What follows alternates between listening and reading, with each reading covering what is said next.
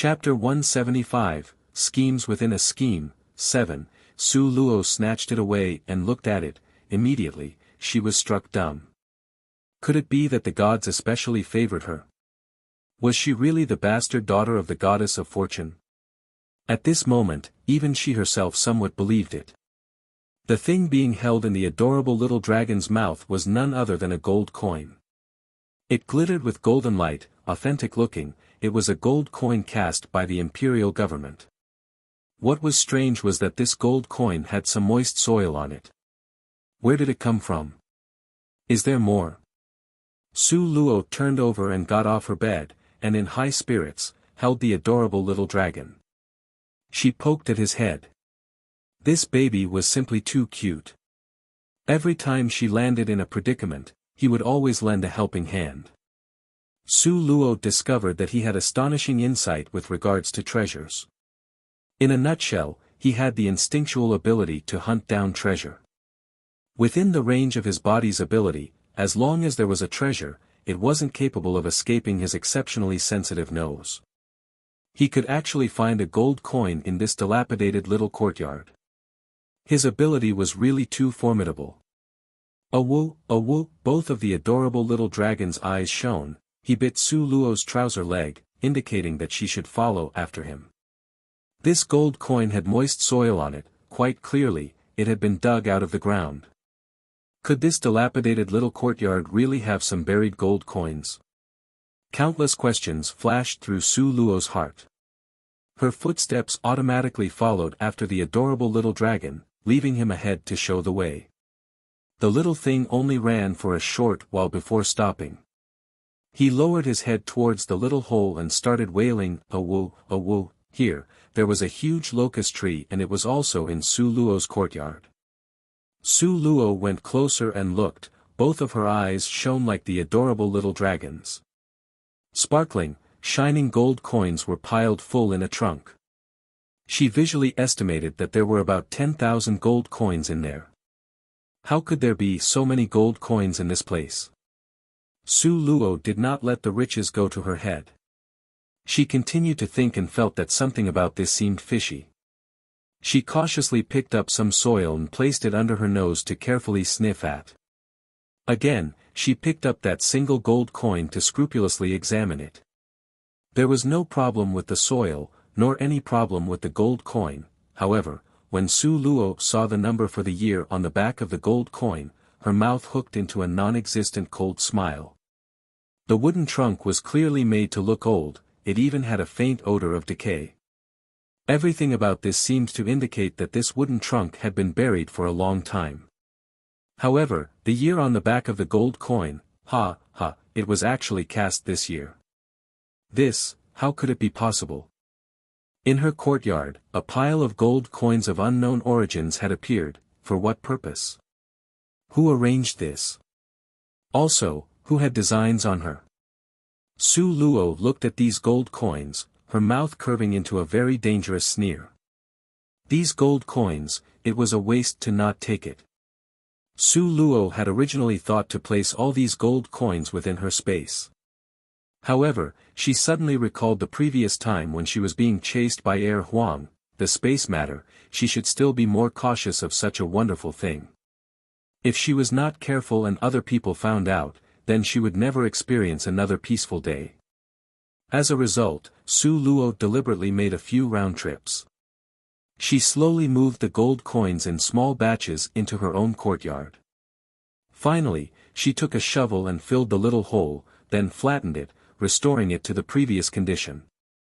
Behind the wall, a sharp pair of eyes silently gazed at Su Luo. Watching her when she discovered those gold coins, and her eyes shone with greed. Then, watched her as she split the gold coins into small batches to be carried away time after time. Her eyes flashed with a sinister radiance, a cruel and cold smirk emerged at the corner of her mouth. Afterwards, she quietly turned and left. One could only see her figure rapidly flash by and quickly arrive at a dignified and grand courtyard. This was the central housing where Madame Su resided. Chapter 176, Irrefutable Evidence, Reporting Back to Madame. The fourth miss really did dig out all the gold coins and take it back. She didn't leave a single gold coin behind. The mysterious young woman who was standing in front of Madame Su stated with reverence. Very good, continue to keep a close watch on her. You absolutely must not give her the chance to ship out all the gold coins. Madame Su's beautiful eyes had a cruel and evil smile within them. Su Luo, as expected, was still too inferior to be shown in public. She could be taken in by only a little bit of gold coins. Ha, ha, Su Luo, ah, Su Luo. These 10,000 gold coins, you should take it as accompaniment for your burial. In any case, you won't be able to live for much longer. Whenever Madame Su recalled that after this matter was settled, she would never see these two concubines' daughters, her mood would be especially good. The corner of her mouth tilted into a joyful arc. After a few days passed in a row, those days were all very tranquil. On this day in the study, Su Zian looked at the results of his investigation. His sharp eyebrows was deeply wrinkled and his complexion was exceptionally ugly. On top of the thick pile of investigation reports, it was neatly and clearly written that Su Wan's matter was related to Su Luo, and linked to her in countless ways. Su Luo had the motive to harm her. Because previously, Su Wan was aiming for her, therefore, Su Luo harbored hard feelings. It was to the extent that she would take her revenge against Su Wan. Moreover, on this investigative report, it had included strong conclusive proof.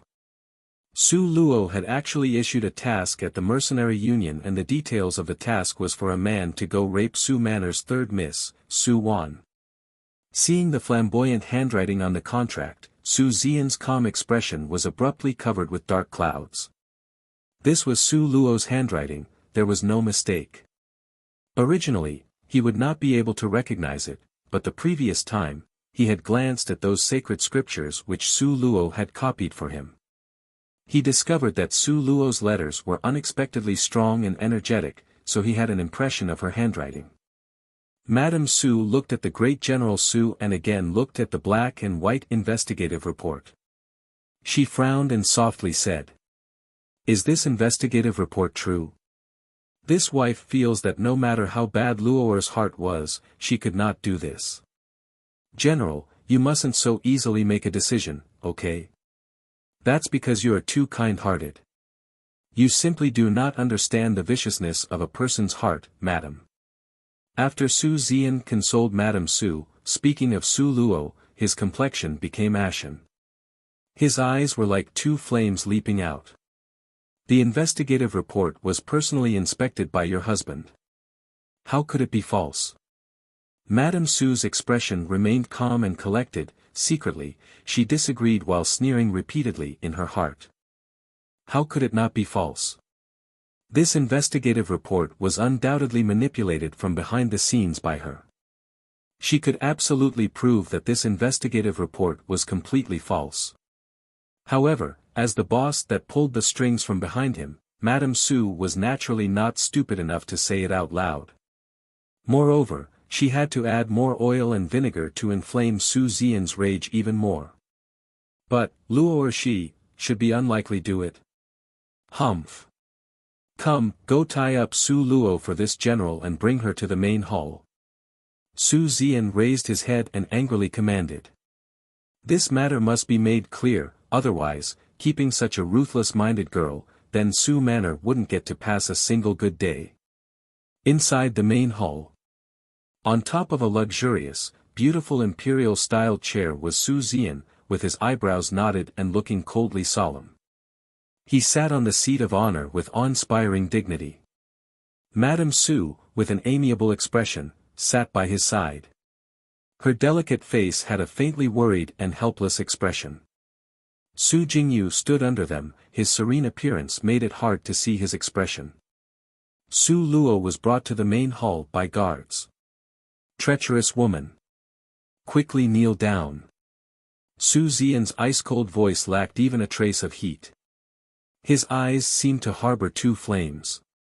Su Luo's thin eyebrows wrinkled slightly, conforming with the norms of society, she made her salutations. Afterwards, her eyes swept around and with a light voice, asked. Daddy, adopting this pose for the situation and also used such a heavy hand to invite daughter to come. Don't know what you have to instruct. Chapter 177, 100 Mouths Can't Be Refuted. 1. Su Xian's face was dignified, there was no sign of anger due to his position. His eyes were ice-cold without a trace of warmth. Loathsome girl, what more do you have to say? Su Luo's expression did not change, but her heart secretly became alert. Able to make Su Xian this angry, it really was not easy, but she really didn't know what matter they were yelling about. She had an indifferent and calm expression, and without any waves of alarm, asked. Daddy, what are you angry about? To have done such a thing, and afterwards still able to use completely unfeeling and unsuspecting eyes to look at him. Su Xian furiously growled. Speak. Your third older sister's matter, wasn't it caused by you? So it was Su Wan's matter. Su Luo's mind flashed with traces of misgivings. She remembered very clearly, when she started the fire, there weren't any witnesses nor evidence to prove she did it. So her cheap father made a solemn vow and placed the criminal charges on her body. Could it be that he was scaring her? Su Luo flashed a pair of bewildered pitch-black eyes, with a confused expression. Third sister's matter, how could I have done it? Daddy, you also couldn't help looking at me with too high of a regard. Currently, she was weak but remained standing. Her brows were without a trace of guilty conscience and she looked at a loss. It also looked incredulous, she acted not too cold nor too hot, but just right. Su Xian gave a heavy and cold grunt. With a scattering sound, he threw a stack of papers towards Su Luo where it rained over her. The paper from Qing Xian Tang, 1, were sharp, its edges were as sharp as a knife. If not careful, her delicate cheeks would very easily be cut. Su Luo avoided it without batting an eye and with poise, she picked up the scattered papers from the ground. She collected all of it together in her hand and flipped through it page by page. Her happy and content expression, flipping through the pages of a book as if nobody was there, she took this place as if it was a library and not a court where cases were trialed. Simply so arrogant that no one else mattered. Su Xian held back a breath full of anger in his chest, it couldn't go up nor down. He really held it back until he was red in the face. His pair of bell-shaped eyes unwaveringly stared at Su Luo. After looking through it page by page, Su Luo held that stack of paper in her hands. She lifted her eyes and looked toward Su Xian, eyes sparkling with radiance. Daddy, you trust the words on this report? Humph. Su Xian gave a heavy snort, now what more do you have to say? He had already voiced his meaning very clearly. He believed in this investigation report and he had 100,000% confidence in it. Su Jingyu's expression was indifferent, his treacherous eyes stared at Su Luo. His face was full of endless condemnation. Su Luo. How could you do such a vicious and ruthless thing? Even if Wanner was in the wrong, she is still your big sister. You did such a thing, which has already ruined the rest of Wanner's life. Haven't you realized it? Su Luo's gaze blandly shot toward Su Jingyu. If he hadn't said anything, she would have forgotten this older brother.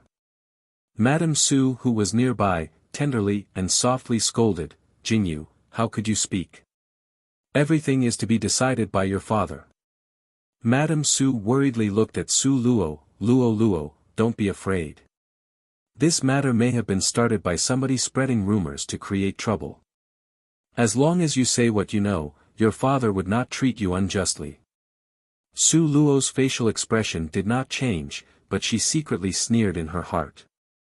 Madame Su had such a smooth-talking mouth. Even though on the surface, she chided Su Jingyu and appeared to appease her. However, every word and every sentence did not deviate from her cheap dad. She deliberately tried to provoke his rage, just waiting for it to explode. Masterful, she really was a master. Su Zian indeed followed her expectations and heavily slapped his armrest. Su Luo.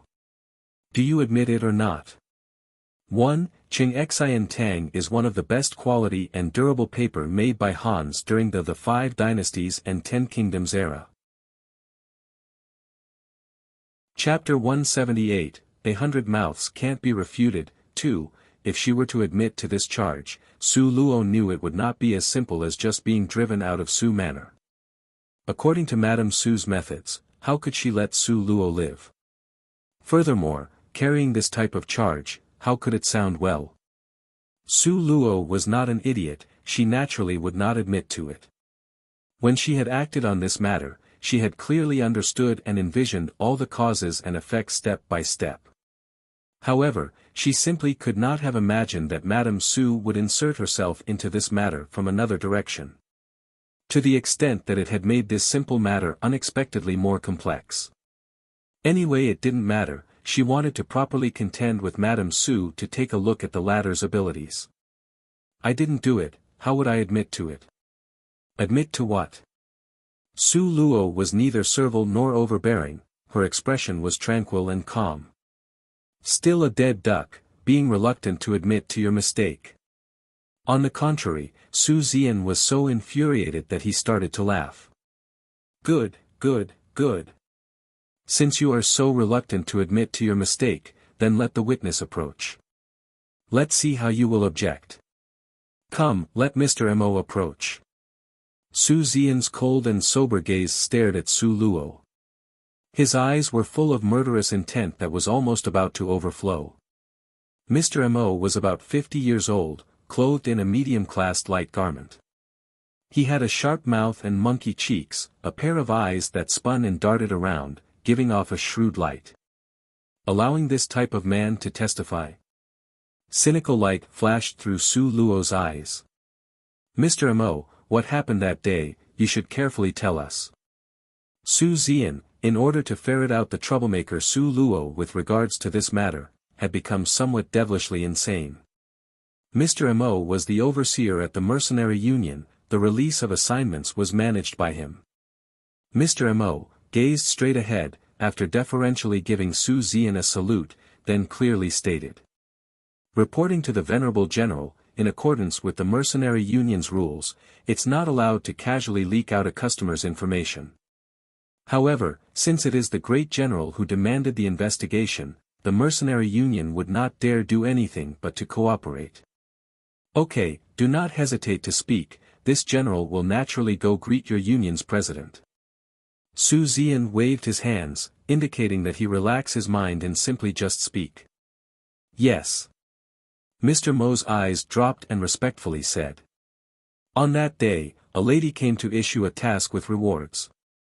The great general also knows the mercenary union allows any task to be released. Only it remains to be seen if anyone dares to take it. When that lady's task appeared, almost no one dared to take it. But a member in desperate need of money finally took on the task. What was the task? Su Zian duly asked. Mr. Mo hesitated for a short time, he stole a glance at Su Luo, with a sly-spirited appearance of wanting to speak but not daring to do so. Finally, as if he had decided at last, he determinedly, tightly clenched his fists. His expression became very serious and his tone following after became more cautious. It's, to tarnish Su family's third miss. The lady that issued the task. Who was it? Su Zian gritted his teeth and asked Mr. Mo, emphasizing every word. His pair of eyes, which was bursting with a millennium-old ice that were like swords, was fixated on Su Luo. He inwardly guessed, the unsophisticated Su Luo, in this kind of situation, no matter how she tried to disguise it, she was bound to lose her head out of fear. However, what made him disappointed was not only did Su Luo not panic, but her expression was like before, without a ripple or a wave. That pair of pitch-black eyes even had a curious radiance. What was she curious about? Shouldn't she be more apprehensive? Su Zian was speechless. Su Jingyu and Madame Su's hearts inwardly became alert. Originally they thought that Su Luo, this loathsome girl, would be easy to deal with, however now, it seemed as if it would be a little troublesome. Su Luo's eyes narrowed. She laughed grimly and repeatedly in her heart. It really was indeed a bother to them. In order to deal with her they enacted such a brilliant play in front of her.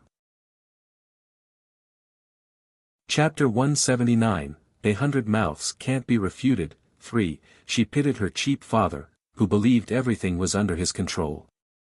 How would he know he was merely a blade in another's hand? He was the borrowed knife used to help another to kill her.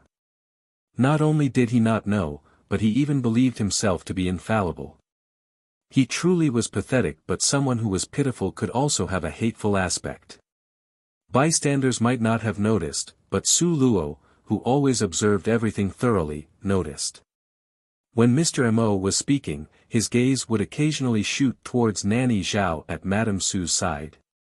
There seemed to be an unknown tacit understanding between the two. In the end, what kind of tacit understanding? It really made people somewhat puzzled.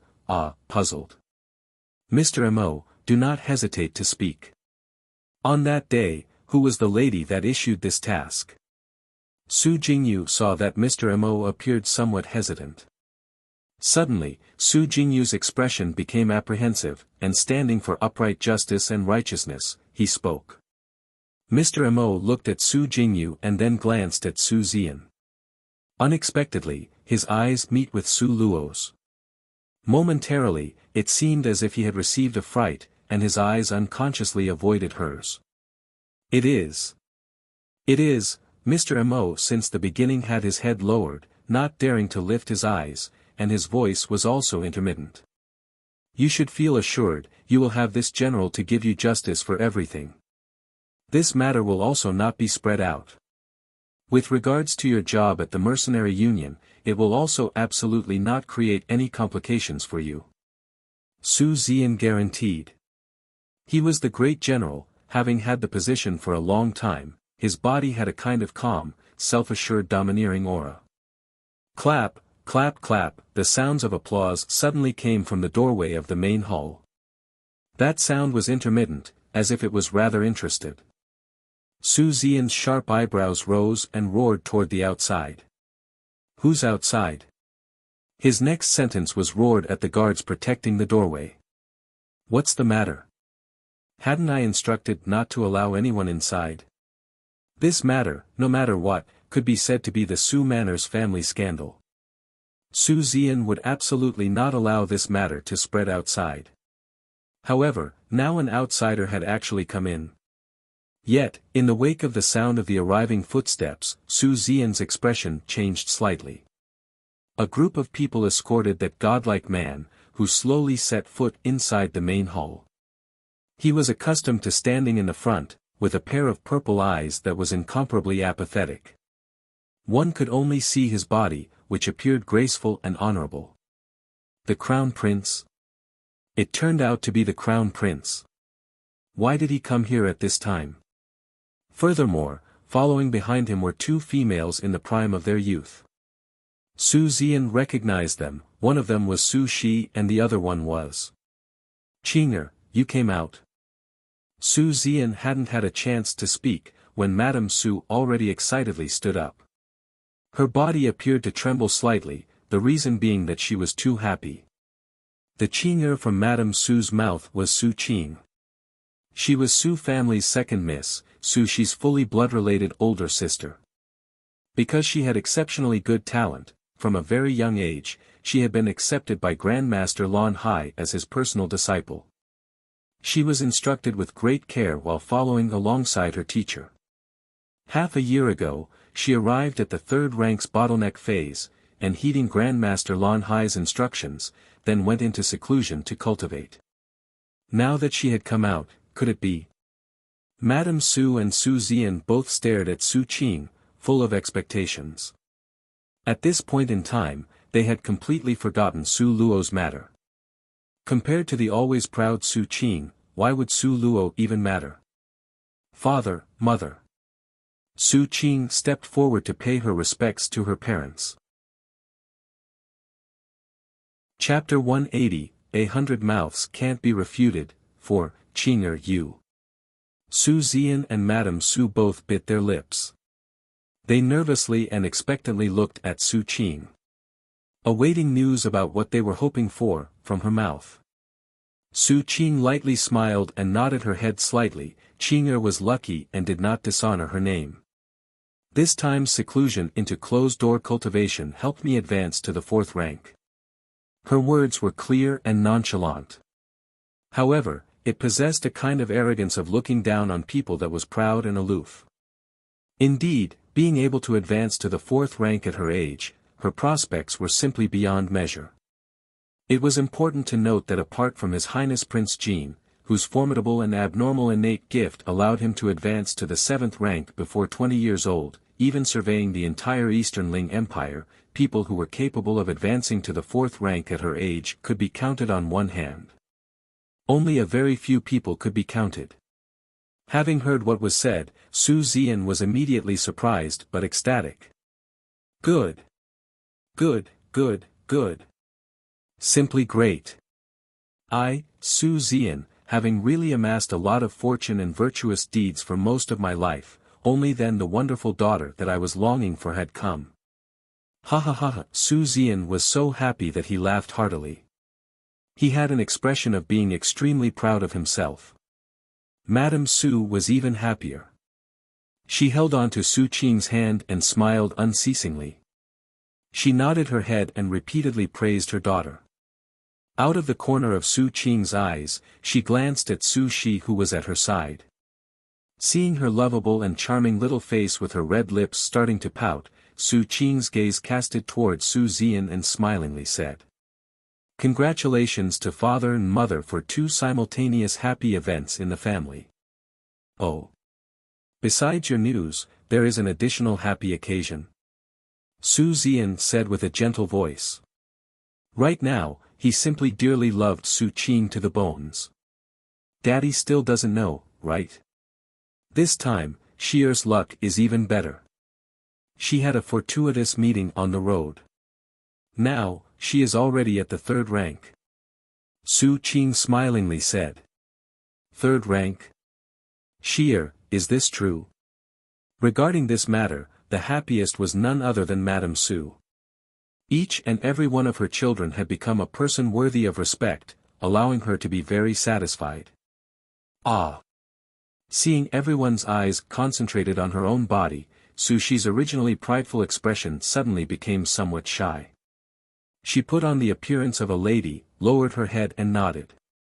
Good. Very good. Simply great. Indeed, the heavens have really assisted my Su family. Su Zian was unable to suppress being proud of himself and started to laugh heartily, really worthy of being my, Su Zian's, daughter. Really capable of earning face for your father. He slanted his head towards Madame Su with a yielding and laughing voice and said, Madam Wife, you gave birth to good daughters.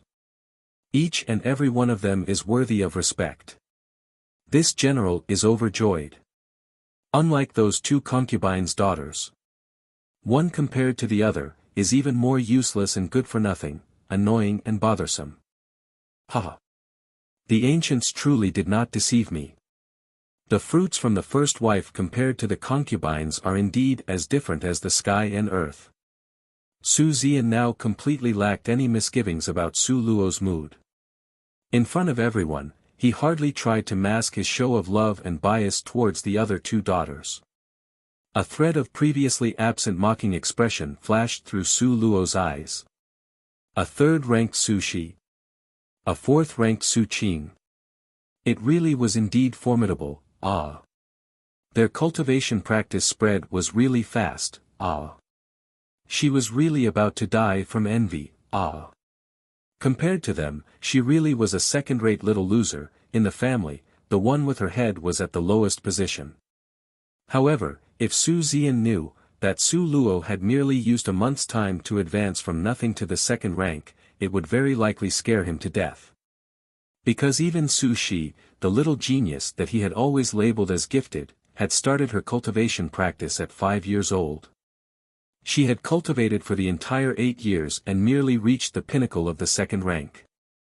If it was not for a coincidental opportunity this time, who knew when she would break through to the third rank? However, Su Luo had reached the second rank only using the short period of a month, exactly 30 days. This kind of cultivation speed, not merely surveying the Eastern Ling Empire, even surveying the entire continent, one would not find another's cultivation speed that could compare to hers. Chapter 181, 100 Mouths Can't Be Refuted. 5. It was a pity that besides Su Luo herself, nobody else knew about her dramatic rise in cultivation speed.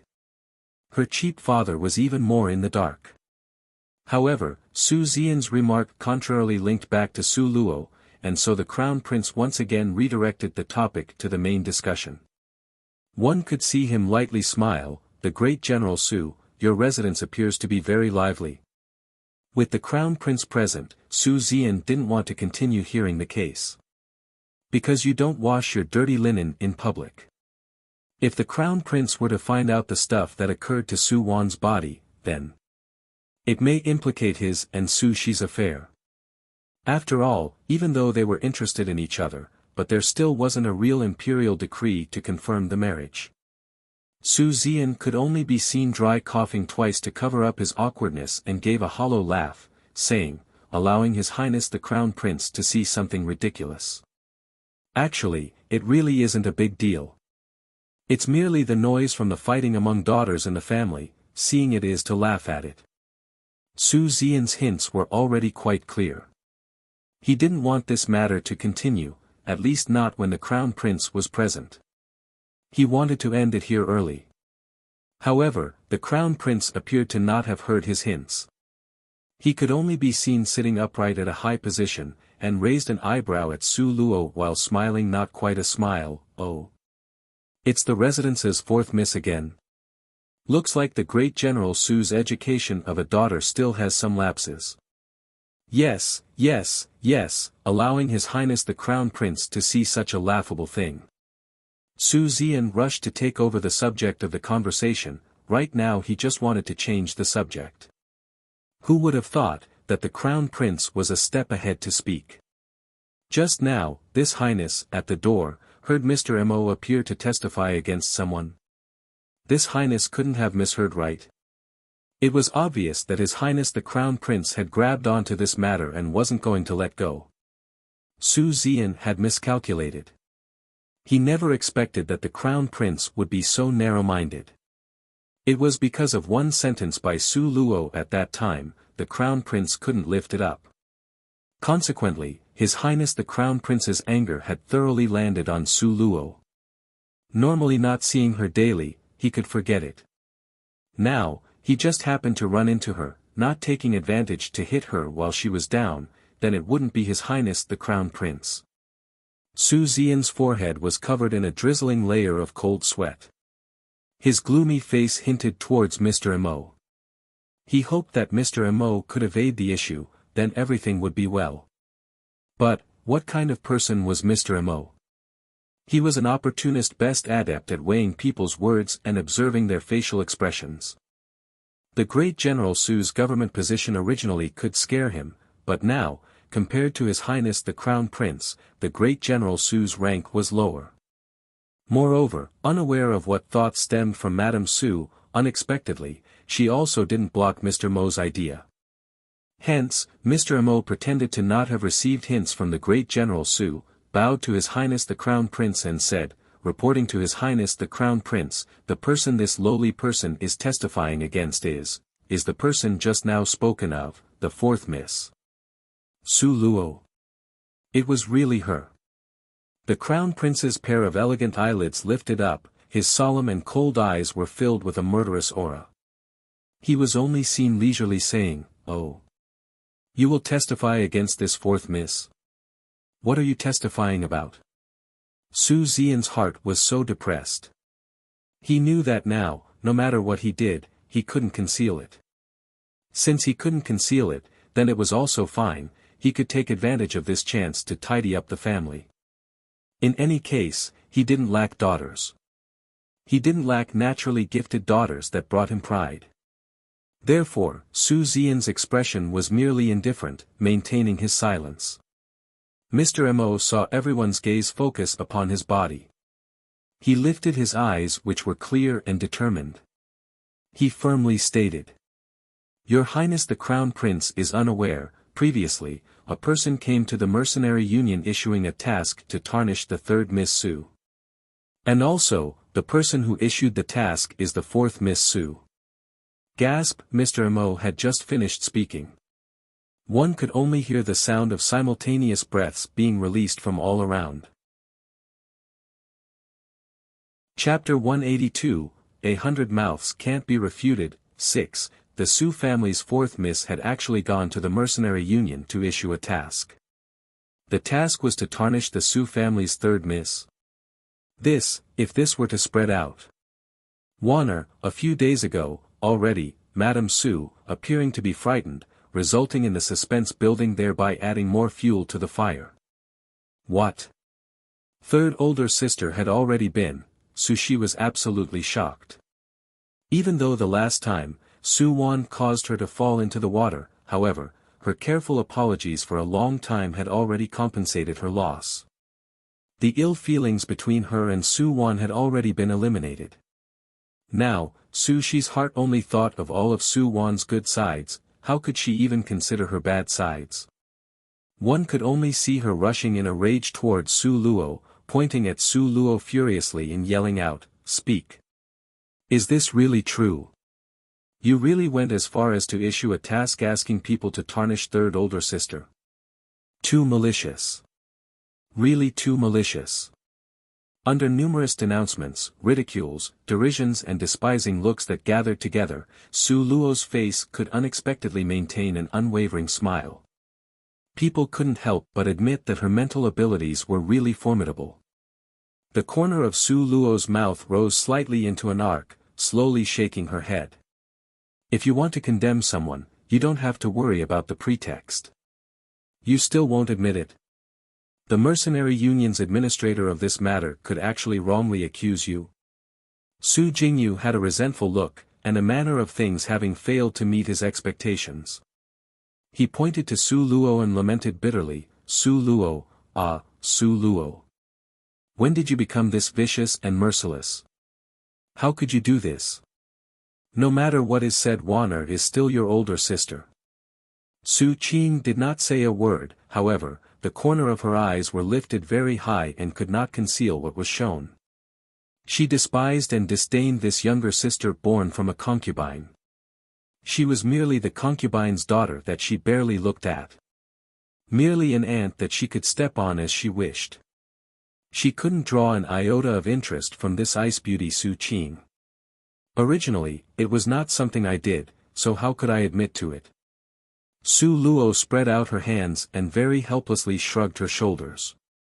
What she said was not false, the person who issued the task was Su Wan, ah. As for whatever reasons that finally led the retribution to land on Su Wan's body, as for this, it could only be said that the heavens above had eyes. Good. Good. Death is near at hand and you still won't admit to it. There was evidence given against you, and you still dare to not admit. Su Jingyu was so angry that almost his entire body was trembling. The finger he had pointed at Su Luo continued to tremble non-stop. His anger seemed to have reached the peak and turned his head towards Mr. Mo. "Mr. Mo, whenever tasks are issued at the Mercenary Union, there should be a record, right?" Mr. Mo sighed, nodded his head and silently took out a book from his chest area. He lifted up both hands to hand it over to His Highness the Crown Prince. His Highness the Crown Prince took it under Mr. Mo's prompt, his slender and sculpted finger unhurriedly flipped to the designated page. Unexpectedly, it really is here. However, this handwriting seems to be quite elegant and spirited. As expected, the personality compared to the writing is very different. The Crown Prince tossed the book to Su Jingyu, staring at Su Luo with a smile. His eyes radiated an evil laugh that could devour a person. The expression that he looked at Su Luo was similar to looking at a prisoner locked in the cell on the eve of her execution with nowhere to escape to. Not needing to do the job himself in order to deal with this loathsome girl to give vent to his anger was also pretty good. After everybody had seen and passed it around, finally, the book ended up in Su Zian's hand. In a rage, he tossed the book at Su Luo. Human testimony and material evidence are all here. What more do you have to say? The human testimony was naturally from Mr. Mo. The material evidence. Su Luo had a smile that was not quite a smile and loudly read, "The person who signed, Su Luo." All of a sudden, she burst into loud laughter. She was laughing so hard that she held her stomach, as if she was unable to breathe. Chapter 183, 100 Mouths Can't Be Refuted, 7. Everyone in the room speechlessly looked at Su Luo. Su Zian's eyebrows knitted together, and he thundered, "What are you laughing at?" Su Zian's heart secretly thought, perhaps this loathsome girl knew her capital offense was impossible to escape from, thus she was scared senseless. Su Luo, with great difficulty, finally stopped laughing. She waved the book. Her eyes sweeping everyone present one by one, and finally, her black as ink eyes met Su Zian's. Her eyes had an obvious mocking expression. "Honorable father, since you've seen it, whose name is it that is signed on this?" Su Luo raised her eyebrow, her voice unhurriedly asked. It was as if, in the room, the martial artists deliberately exuding a strong overbearing pressure did not faze her at all. "You can't even recognize your own name?" Su Zian frowned. "Su Luo, I'm warning you, it's useless to play the fool. You had best stop while you can." Su Luo laughed and shaking her head, slowly said, "Yes, the two words on this paper are Su Luo, however, the biggest flaw also lies in these two words."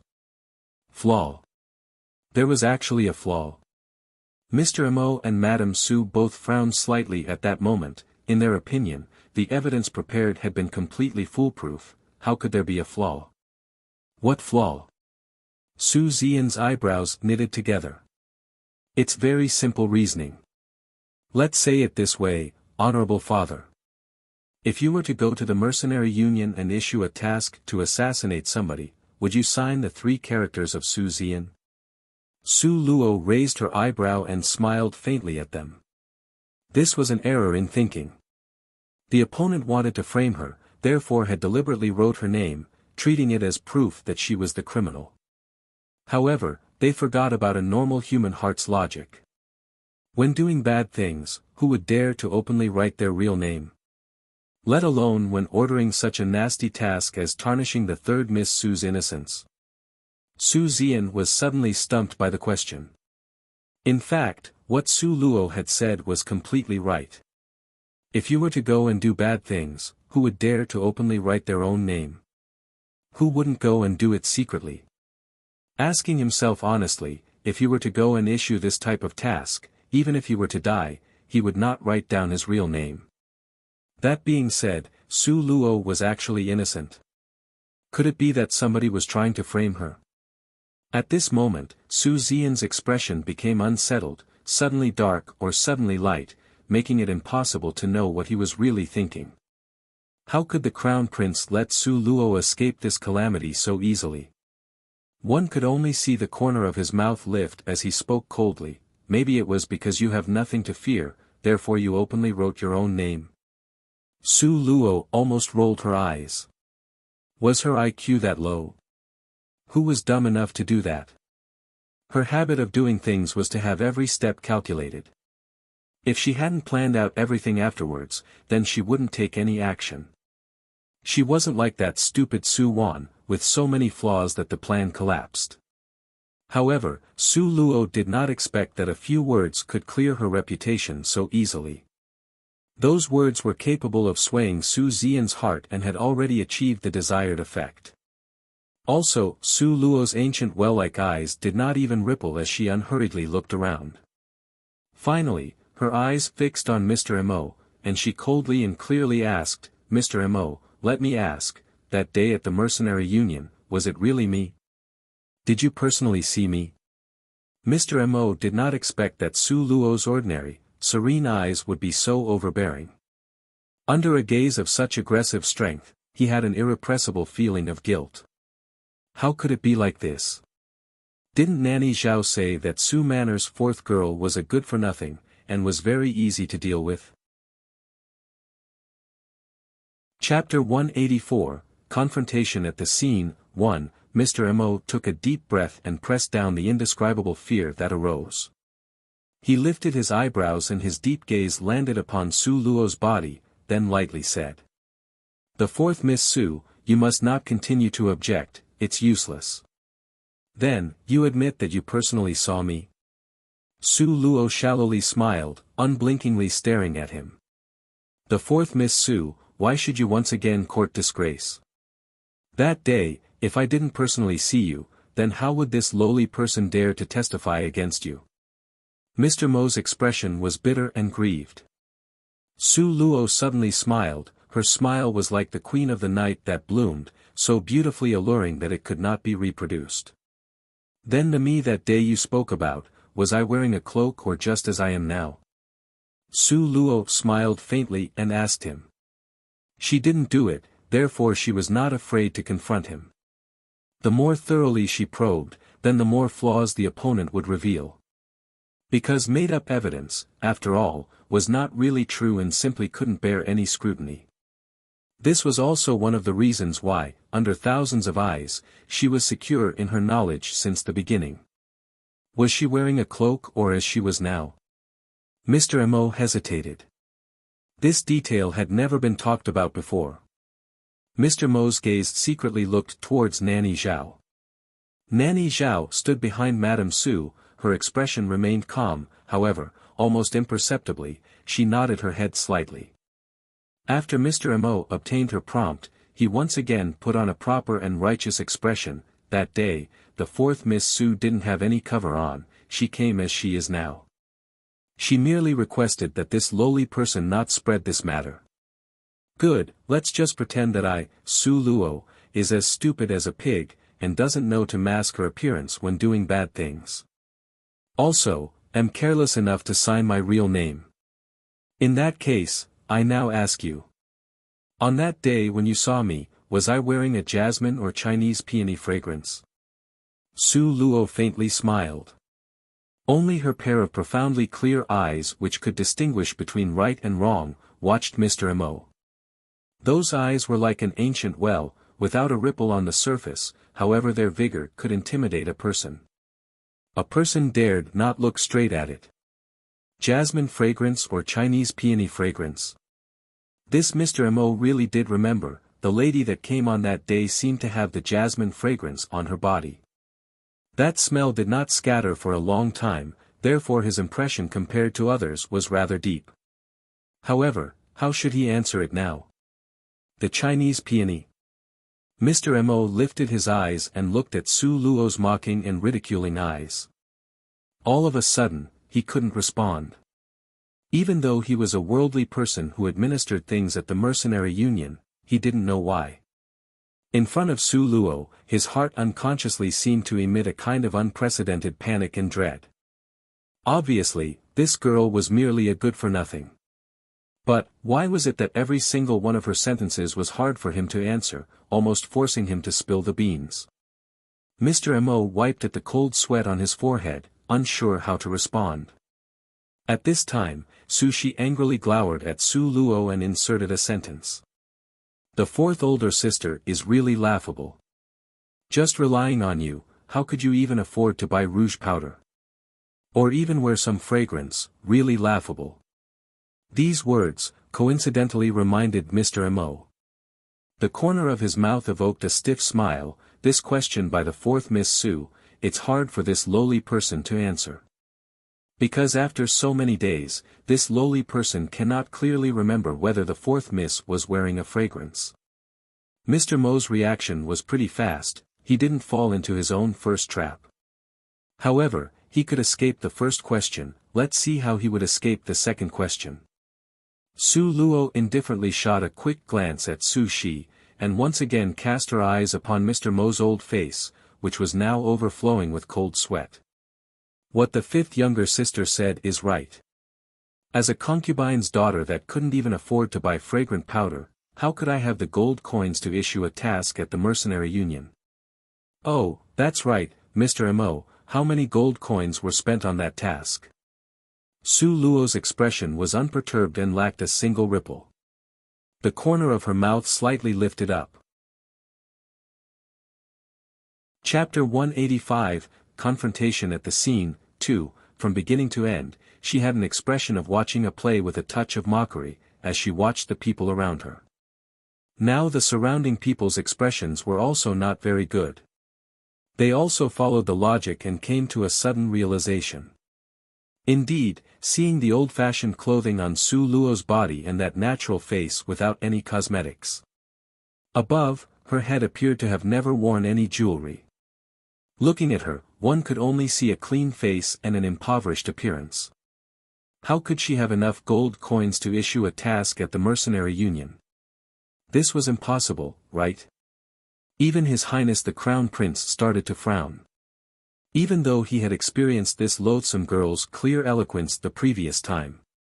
However, he never expected that she could be clever and collected to such a degree. At present, everyone at the scene was stronger than her. Regardless of which person was pulled out, that person could easily swat her to death with the palm of a hand. Under this kind of ambience, a situation where almost everyone was hostile to her, she could still speak frankly with assurance. She advanced gradually step by step while setting up traps everywhere, calmly and unperturbed, she washed away the injustice against herself.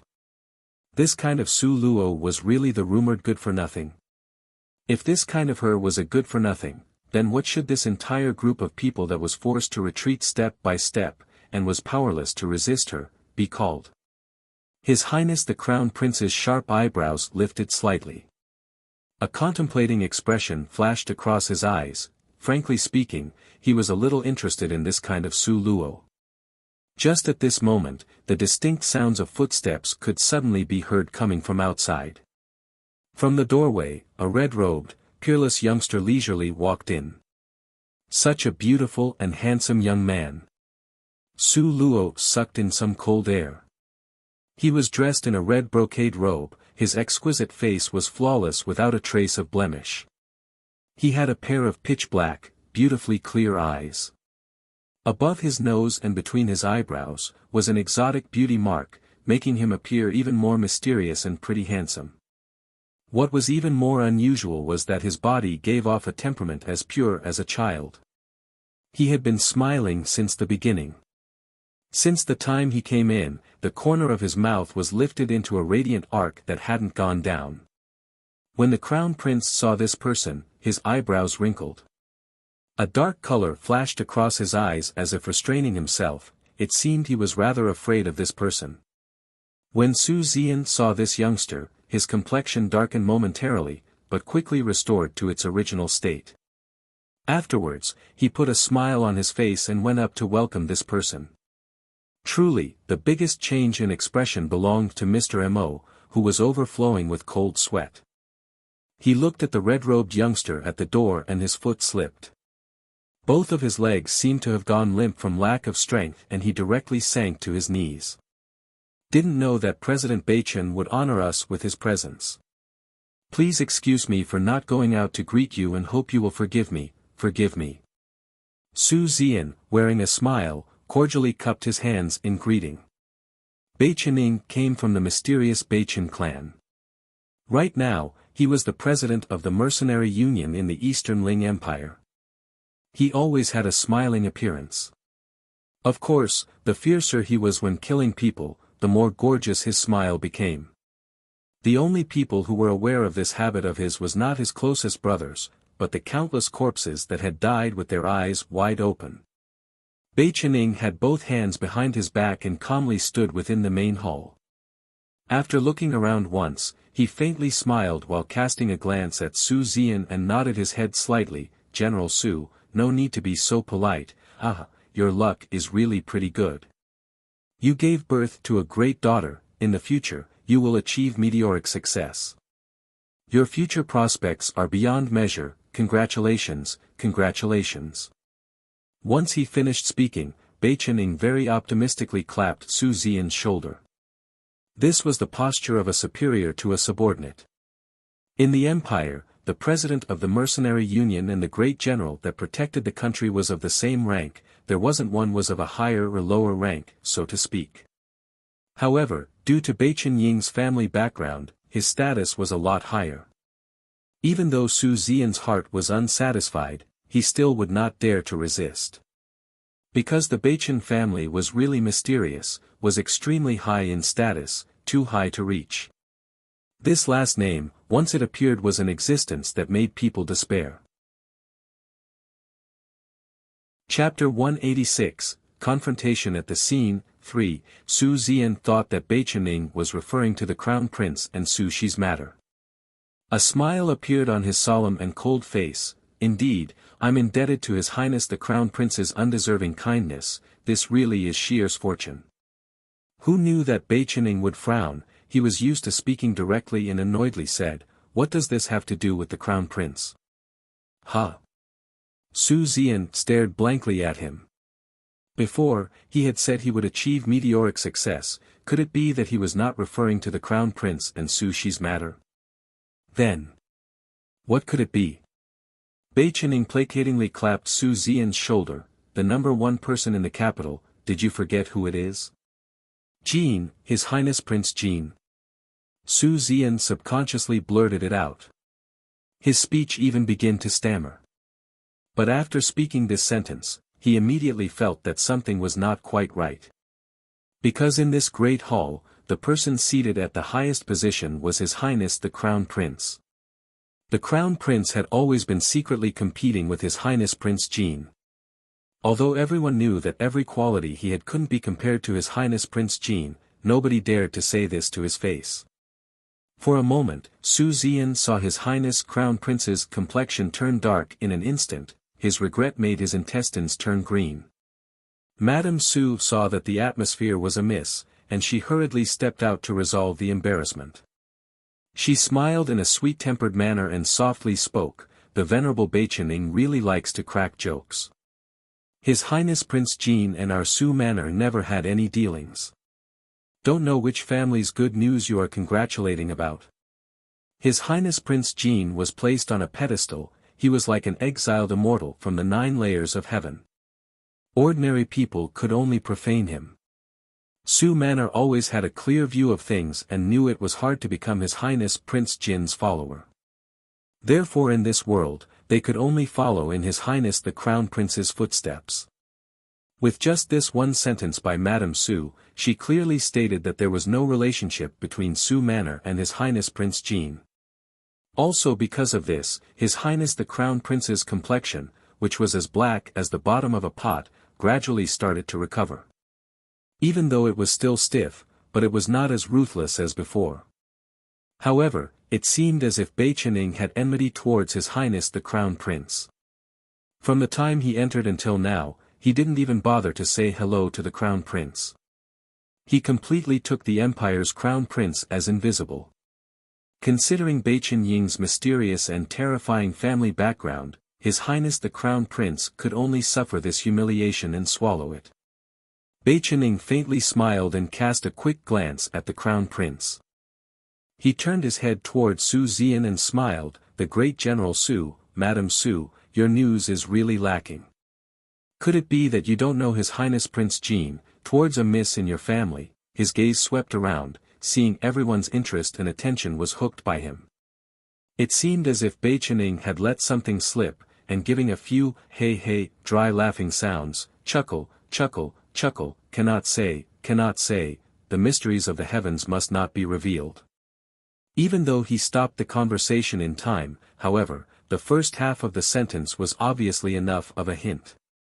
His Highness Prince Jin towards a miss in your family, in addition to Bei Qinying's congratulating left and right. What did this signify? Surely even an idiot hearing it could understand. Could it really be true? Su Ziyan and Madame Su's heart momentarily rose to their throat. If His Highness Prince Jin really fell in love with their daughter, how great a fortune was that? Capable of enticing His Highness Prince Jean, for Su Manor it was simply like reaching heaven in a single bound. Suddenly Su Zian became excited. Madame Su also became excited. Consequently, both of their eyes simultaneously landed on Su Qing standing at the side. The second miss from the Su family was born from the first wife, her status was honorable and she was absolutely beautiful to look at. Even more hard to come by was that she was amazingly gifted. Her cultivation speed in the entire Eastern Ling Empire's younger generation was among the top 5. What was more, Su Qing was a disciple of Grandmaster Lan Hai.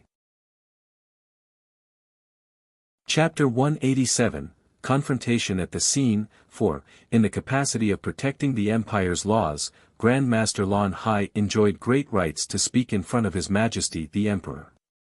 His Majesty would look for Grandmaster Lan Hai to consult on many things. This hard-to-come-by opportunity could be from Grandmaster Lan Hai playing the matchmaker from within. Based on the above-mentioned statements, if His Highness Prince Jean really fancied a Su family miss, then it could be none other than Su Qing. As a result, Su Zian and Madame Su's pair of eyes concentrated on Su Qing's face. Their expression was complex, there was hope, with expectation and longing mixed in, simply not even trying to conceal it. With Su Zian and Madame Su leading, everyone followed their gaze to look at Su Qing. Was it her? It should be her, right? If it was real, then from among the Su family's few misses, the one worthy was none other than the second Miss Su. Heavens, this was none other than His Highness Prince Jean. Now Su Qing, under the many pairs of radiant and glittering watchful gazes, her normally cold, proud and aloof pair of eyes dropped down slightly. On her white as jade complexion appeared a distinctly visible scarlet blush. She could feel that both of her own cheeks were boiling hot, but her eyelids could not conceal her happy expression. His Highness Prince Jean, recalling that perfect, immortal-like male, hearing that he had fallen in love with her, Su Qing felt as though she was about to suffocate. She was so nervous that she forgot how she should arrange her hands and feet. Why are all of you looking at me this way?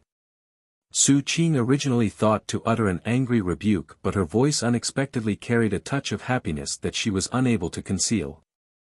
Qing'er, you and His Highness Prince Jean. Su Zian rubbed his hands, he nervously and expectantly asked.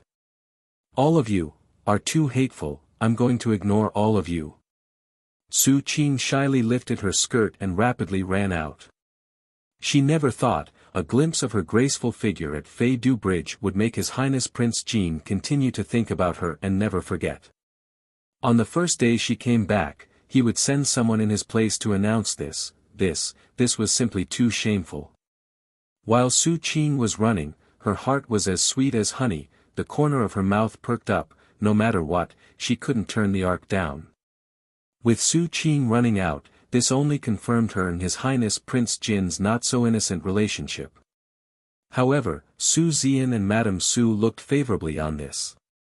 They also could not conceal the smiling expression from the corner of their eyes. Only His Highness the Crown Prince's complexion darkened again in such a short time. His solemn and cold gaze swept toward Su Zian. Su Zian's complexion immediately became stiff and he forcefully masked the joy on his face. Certainly, the people with a change in their complexion at the scene were not only these individuals. Among them, the main focus that needed to be mentioned was the venerable president of the Mercenary Union.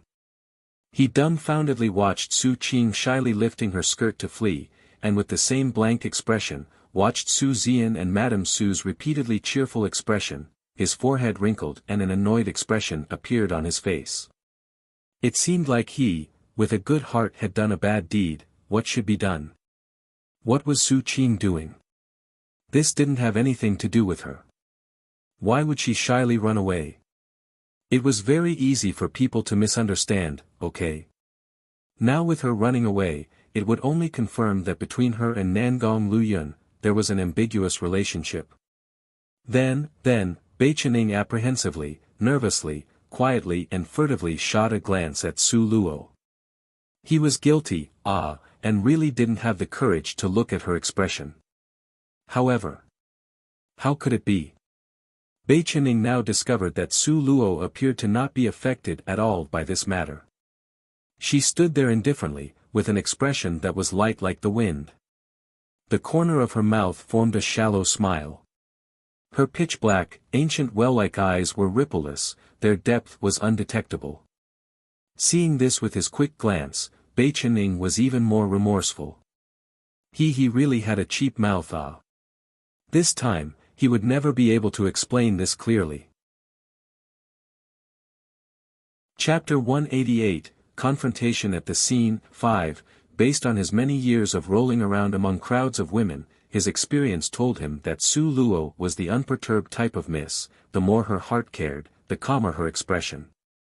This was the same as him. When he killed people, the more excited he was, the more brilliant the smile that would appear. Seeing Su Luo unruffled and maintaining a cool-headed complexion, Bei Chening tried to console his little heart while grieving for the 1000th time. Finished, finished, finished. She was definitely mad. She would definitely let her anger loose on Nangong Liuyun's body. Nangong Liyun would transfer any suffering onto his own body. Now Bei Chening became so depressed that he wanted to run into a wall.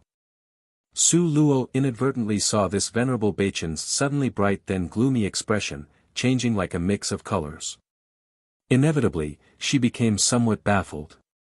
Bei Chening discovered that Su Luo was staring fixedly at himself. He secretly winked at her, his eyes seemed to say, "Sister-in-law, a misunderstanding, it was purely a misunderstanding. In Nangong Liuyun's heart, apart from you, there is no one else. You must, by all means, not misunderstand this." However, not everyone could form a mutual understanding with him. Su Luo saw both of his eyes full of watery light, winking at her non-stop. In her heart, she secretly muttered, could this venerable Bei Chen have an eye-twitch problem? Or perhaps his brain was convulsing. Seeing Su Luo caught up in contemplation, Bei Chening thought that she understood his meaning. He thought she was pondering if she should forgive Nangong Liyun about this matter. Consequently, he once again winked towards Su Luo. His eyes were saying, "Sister-in-law. It was all this little cheap mouth's fault. You mustn't provoke Nangong Liyun. If you provoke him, then he would oppress us." Su Luo saw Venerable Bei Chen's pair of eyes once again wink at her. No matter what, it wouldn't stop. Inevitably, her face was full of sympathy. Such a beautiful face, why was it ruined by those pair of eyes? It was really a shame. If Bei Chening was capable of hearing Su Luo's mind, in all likelihood, he would have spit out blood from anger. As a result, so to speak, casting amorous glances and whatnot when running into an unreliable person, it really could make a person vomit blood. In fact, today's General Assembly to interrogate Su Luo was really unsuccessful. It was first interrupted by His Highness the Crown Prince. Subsequently, Bei Chening also inserted in another thick pole. An originally proper interrogation was halted again and again, deliberately complicating the issue. However, Bei Chening didn't come today because he had nothing to do and was out for a stroll. He was here under someone's order to help Su Luo. He was going to give biased help. He did not wait for Su Zian to invite him to sit. He just coolly and collectedly sat down. He happily and contentedly sat on Su Zian's seat. His movement was so smooth and confident, it was as if that seat originally belonged to him. This Bei Chening, relying upon being from the Bei Chen family, his arrogance was greater than even the crown prince's. One only saw him reclining upon the red sandalwood chair, both legs sticking up, carelessly waving his hand and with all smiles, changed the conversation back to the initial topic. "General Su, let's stop gossiping. Weren't you investigating a case just now? Please continue. It just so happens that this lord could also listen in." Su Zian's heart was very angry, but he dared not let it show on his face. He inwardly endured this and his face only displayed a smiling expression. "This matter, let's just end it here. How can this be okay? This won't do, it must be investigated. Moreover, it must be investigated thoroughly." Bei Chening did not agree. He came burdened with the boss's order. If he returned without any achievement, then where could he place his own face? This. Su Zian thought about it, and his heart inevitably became somewhat upset. This matter, so many people inside the main hall now knew, even if he wanted to cover it up, he couldn't keep it in the dark. Now, with regards to this matter, he could only fasten all the criminal charges on Su Luo's head. Finally, he would step out and act righteously to punish her if justice demanded it. Perhaps then, he could still redeem some of his face back. Chapter 189, Confrontation at the Scene, 6. Thinking of this, Su Zian restrained himself, glared at Su Luo and sternly said, "Even as the matter stands now, you still dare to argue. Come, drag her out of here."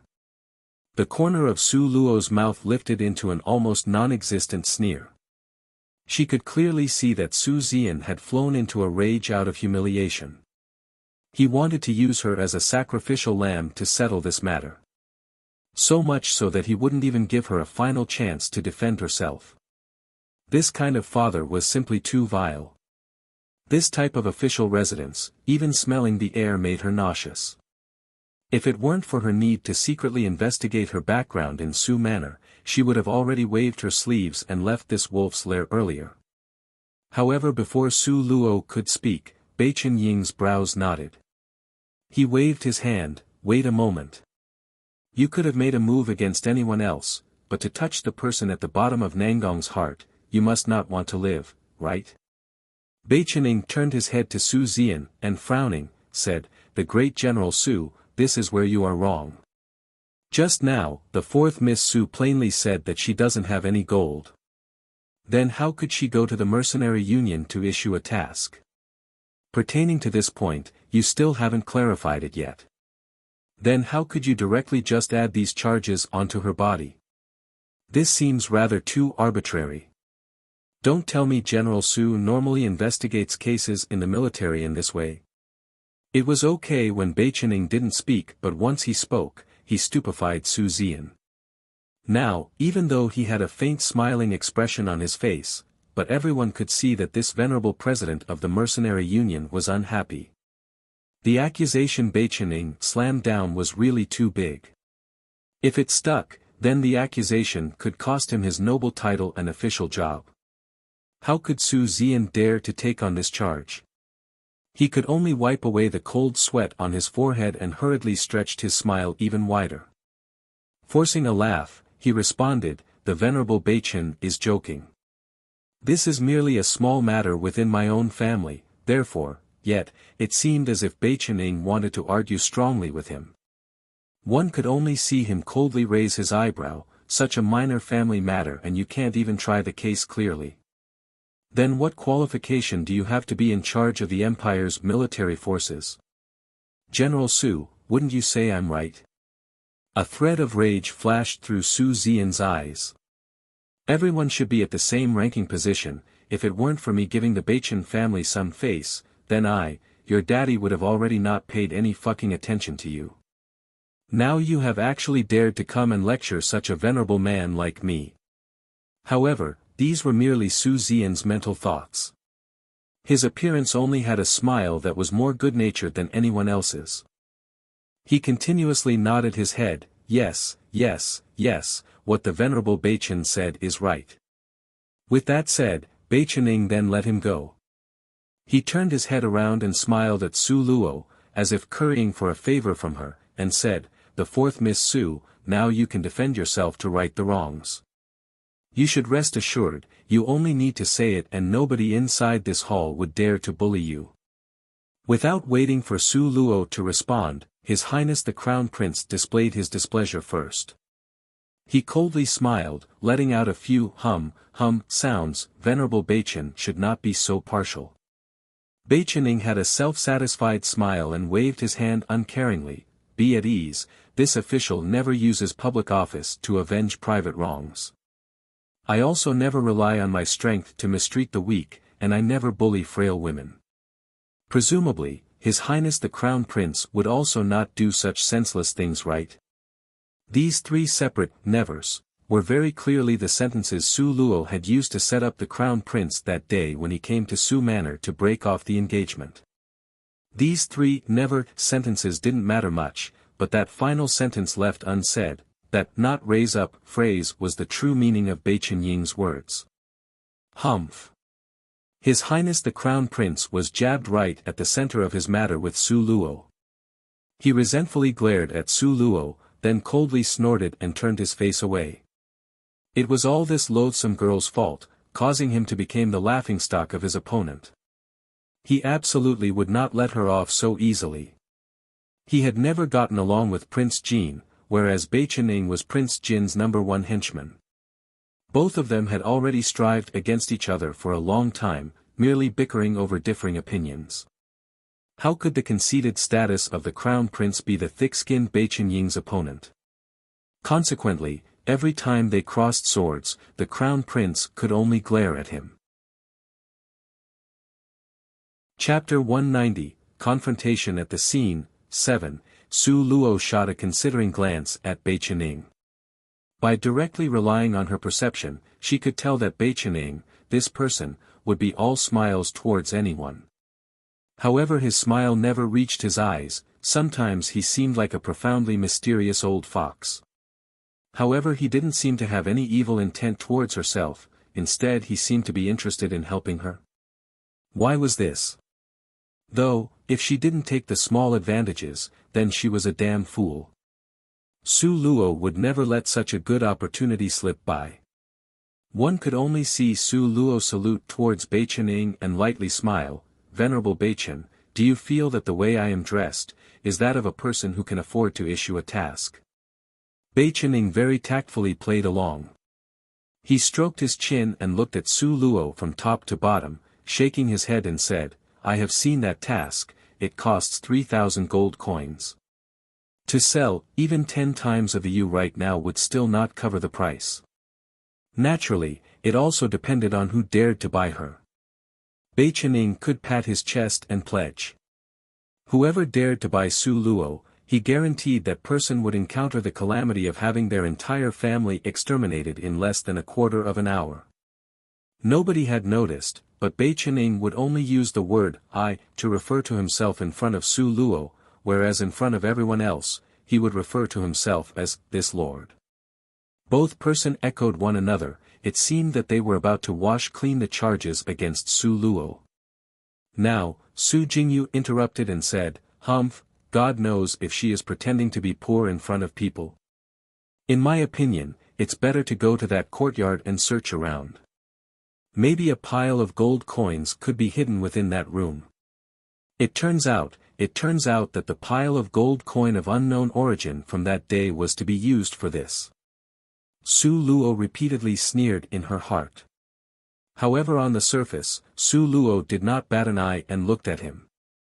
A hard-to-perceive thread of alarm flashed across her eyes, with no cause or reason, and you want to search my courtyard? Humph. What kind of reasoning is this? It was quite clear, the fear in Su Luo's eyes from losing her head and the feigned calm on her face allowed Su Jingyu to catch it just in time at the end. One could see him laugh nastily and say, since you said you are innocent, why would you be afraid of everyone searching? Humph. Your courtyard evidently had hidden money of unidentifiable origins. One can always trump up a charge against someone. Su Luo argued for what was right. However, her body appeared to tremble slightly from fear. Su Jingyu was even more pleased with himself. He solemnly saluted toward Su Zian and raised his head to sternly say, the honorable father, since Su Luo won't confess even if she were to die, so now, the only method is to search her courtyard. To demand a search or not, we'll ask father to make a decision. The crown prince suddenly stood up and indolently said, having sat for so long, going out for a walk is also pretty good. This was to express his consent. Su Zian once again looked at Bei Chenying. Who knew that Bei Chenying, who always made it his business to oppose the crown prince, would also stretch his body? Since the crown prince wants to take a walk, then this official would accompany on this walk. Both lordly persons had spoken, how could Su Zian have the status to still refuse? His dark and fierce gaze stared at Su Luo. He frostily said. Good, now we will go search.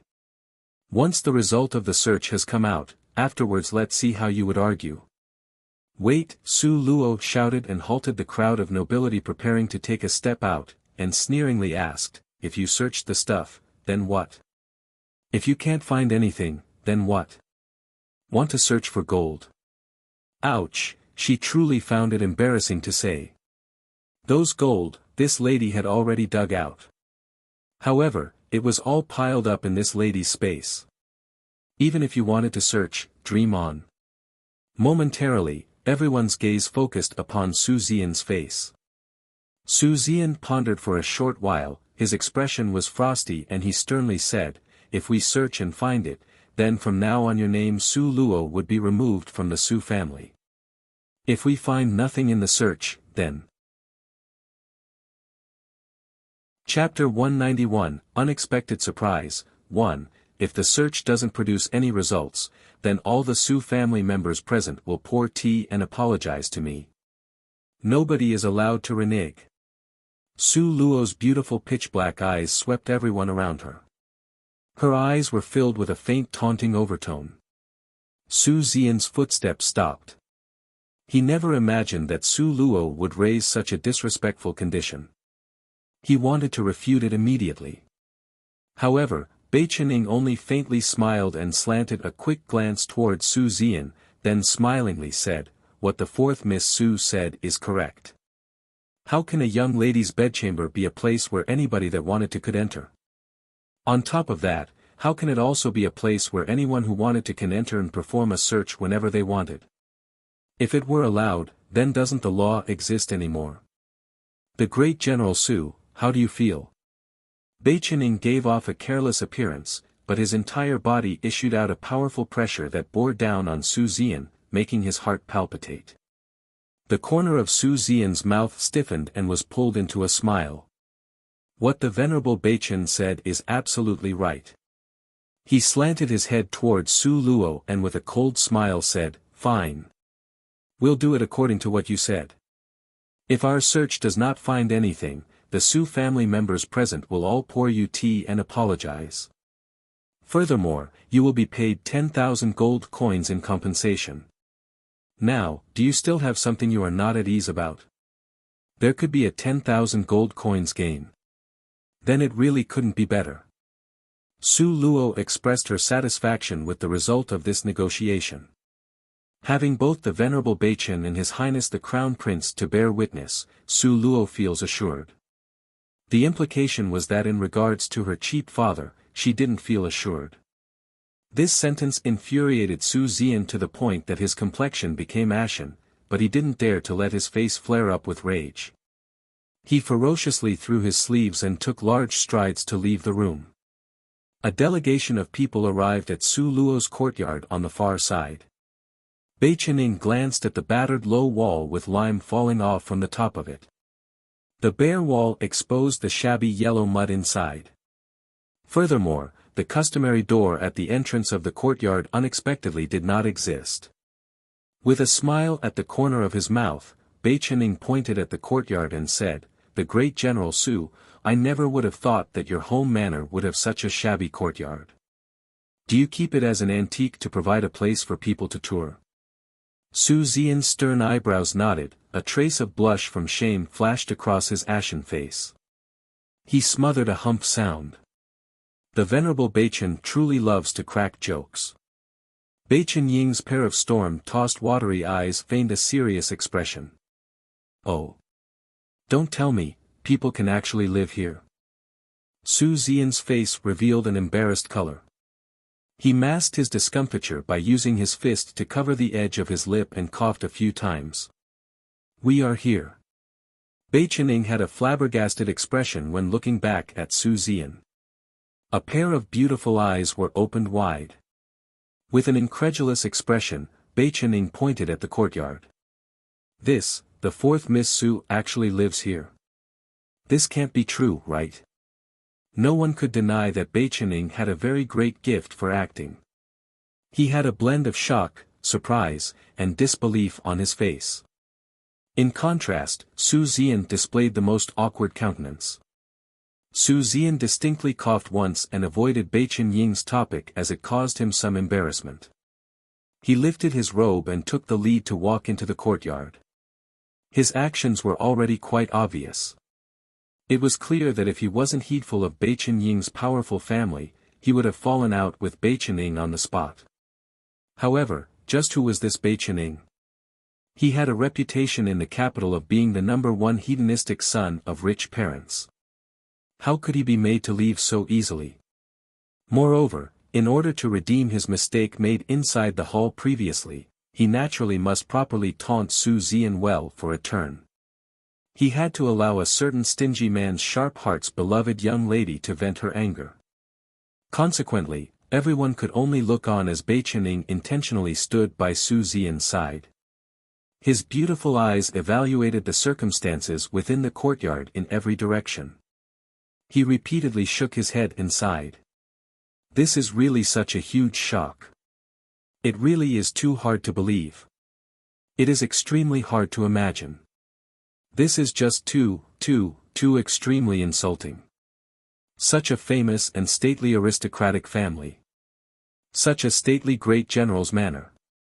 To go as far as allowing one's own daughter to live in this kind of house that would collapse from one blow of wind. This simply is maltreatment. Yes, this is maltreatment.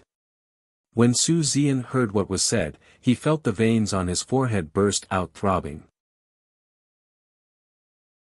Chapter 192, Unexpected Surprise. 2. The hands at the side of his body clenched into fists. What he really wanted to do now was to flatten Beichen Ying with one punch. How could there be this kind of person? Being a guest at another person's home and not saying anything pleasant to hear, only picking out the most offensive things to say. The pitiful Su Zian didn't know, now the most august person in his eyes, the venerable Beichen's, #1 goal was to curry favor with Su Luo. Ridiculing Su Zian was the best method to curry favor with Su Luo. As a result, the pitiful Su Zian was destined for a tragic end. One could only see Beichen Ying with both of his hands behind his back, unhurriedly strolling around within the courtyard. While walking, he was also shaking his head and had his long, slim forefinger pointed at Su Zian, gesturing. His face had a dissatisfied expression. General Su, it's not that this lord wants to chide you. This heart is too prejudiced. So partial that there doesn't seem to be a limit. Su Zian's expression became increasingly black, like that of the bottom of a pot. His breathing became heavy and coarse, then was stretched out for longer. It was obvious that he was doing his utmost to suppress the rage. An annoyed mood appeared in Madame Su's heart, but she also knew that Beichen Ying was not someone she could offend. Therefore, with her sweet-tempered and gentle smile, she softly said, "Venerable Beichen shouldn't say it this way, Luo are living here, it was really because there was no alternative due to difficulties." Having no alternative due to difficulties? Living here? Beichen Ying's smile seemed to contain a deep meaning to expose the truth. Madame Su, what kind of difficulties existed that gave you no alternative? Madame Su had just carelessly said some nonsense. Where could such difficulties exist? Why would she have thought that Beichen Ying could win an inch and unexpectedly wanted a foot? Momentarily, she stared blankly back at him. Beichen Ying suddenly gave a smile of having clearly understood. He shook his head and sighed, "Alas, Madame Su. In fact, everyone is able to comprehend, after all, the fourth Miss Su was not birthed by you. You dispatched her to this place where people wouldn't live, letting her to emerge or perish on her own. This is also pardonable." The content of his words immediately made the smile at the corner of Madame Su's mouth became rigid. It no longer allowed her to smile. Madame Su's hands, hidden in her sleeves, clenched into fists. Biting her teeth, she squeezed out an extremely stiff smile. "Venerable Beichen. Madame Su, you really don't need to explain. After all, there is a difference between the first wife and the concubines, right? Everyone understands." Seeing Madame Su's expression was the same shade of black as the great General Su's, Bei Chening once again added another sentence, however, don't blame this lord for chiding you. No matter how your heart may be unwilling, on the surface, shouldn't you make it look a little better?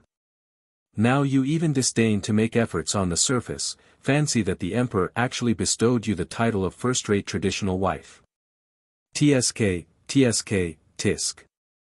Only Bei Chening dared to speak so unrestrainedly.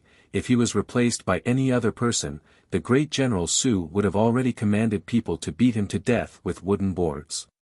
Now, the great General Su and Madame Su were both not lightly angered. Both of them did their utmost to endure it so they wouldn't explode. However, they were very close exploding, only lacking the last straw. Su Luo's heart was secretly curious, where was this divine being Bei Chening from? His words were without the slightest scruples, yet Su Zian and Madame Su unexpectedly didn't flare up. However, what made Su Luo feel even more baffled was that this person, in all respects, unexpectedly supported her. Every word and every sentence was used to fight for justice on her behalf. Why would he do this? Moreover, when he had finished ridiculing Su Zian and Madame Su, afterwards he would often make eyes towards her. A cute appearance and one of taking credit for his own achievement, making people simply being unable to help but laugh. Who was this person? Had she met him before? Su Luo touched her chin and sank into contemplation. The Crown Prince swept a quick glance at Su Zian and Madame Su. He also glared at Bei Chening, with displeasure. He brushed at his sleeves and said, only you could be this long-winded. Say a few sentences less, no one would think you were mute. Chapter 193, Unexpected Surprise. 3. Bei Chening's favorite hobby in life had always been to pick fights with the Crown Prince. Since the Crown Prince took the initiative to provoke him, if he didn't counterattack, then wouldn't he be losing face? The corner of Bei Chening's mouth rose into a careless smile, his liquid eyes flickered with a mocking overtone. His Highness the Crown Prince is not long-winded, but you only do things and not speak of them, having done all kinds of misdeeds to exhaustion. You should take care that after you birth a son, nothing would happen to him. You court death. The Crown Prince did not speak, but the imperial bodyguard at his side pulled out his long sword and thrust towards Bei Chening. However, before that imperial bodyguard could get close to Bei Chening, a black-clothed person flashed out from behind Bei Chening. Both of his fingers were like iron clamps, pinching towards the throat of that imperial bodyguard. In merely a split second, that imperial bodyguard's body folded onto the ground. Both of his eyes were tightly closed, his body was stiff, forever unable to wake up. The black-clothed man noiselessly withdrew to behind Bei Chening's back, so faint as if he didn't exist.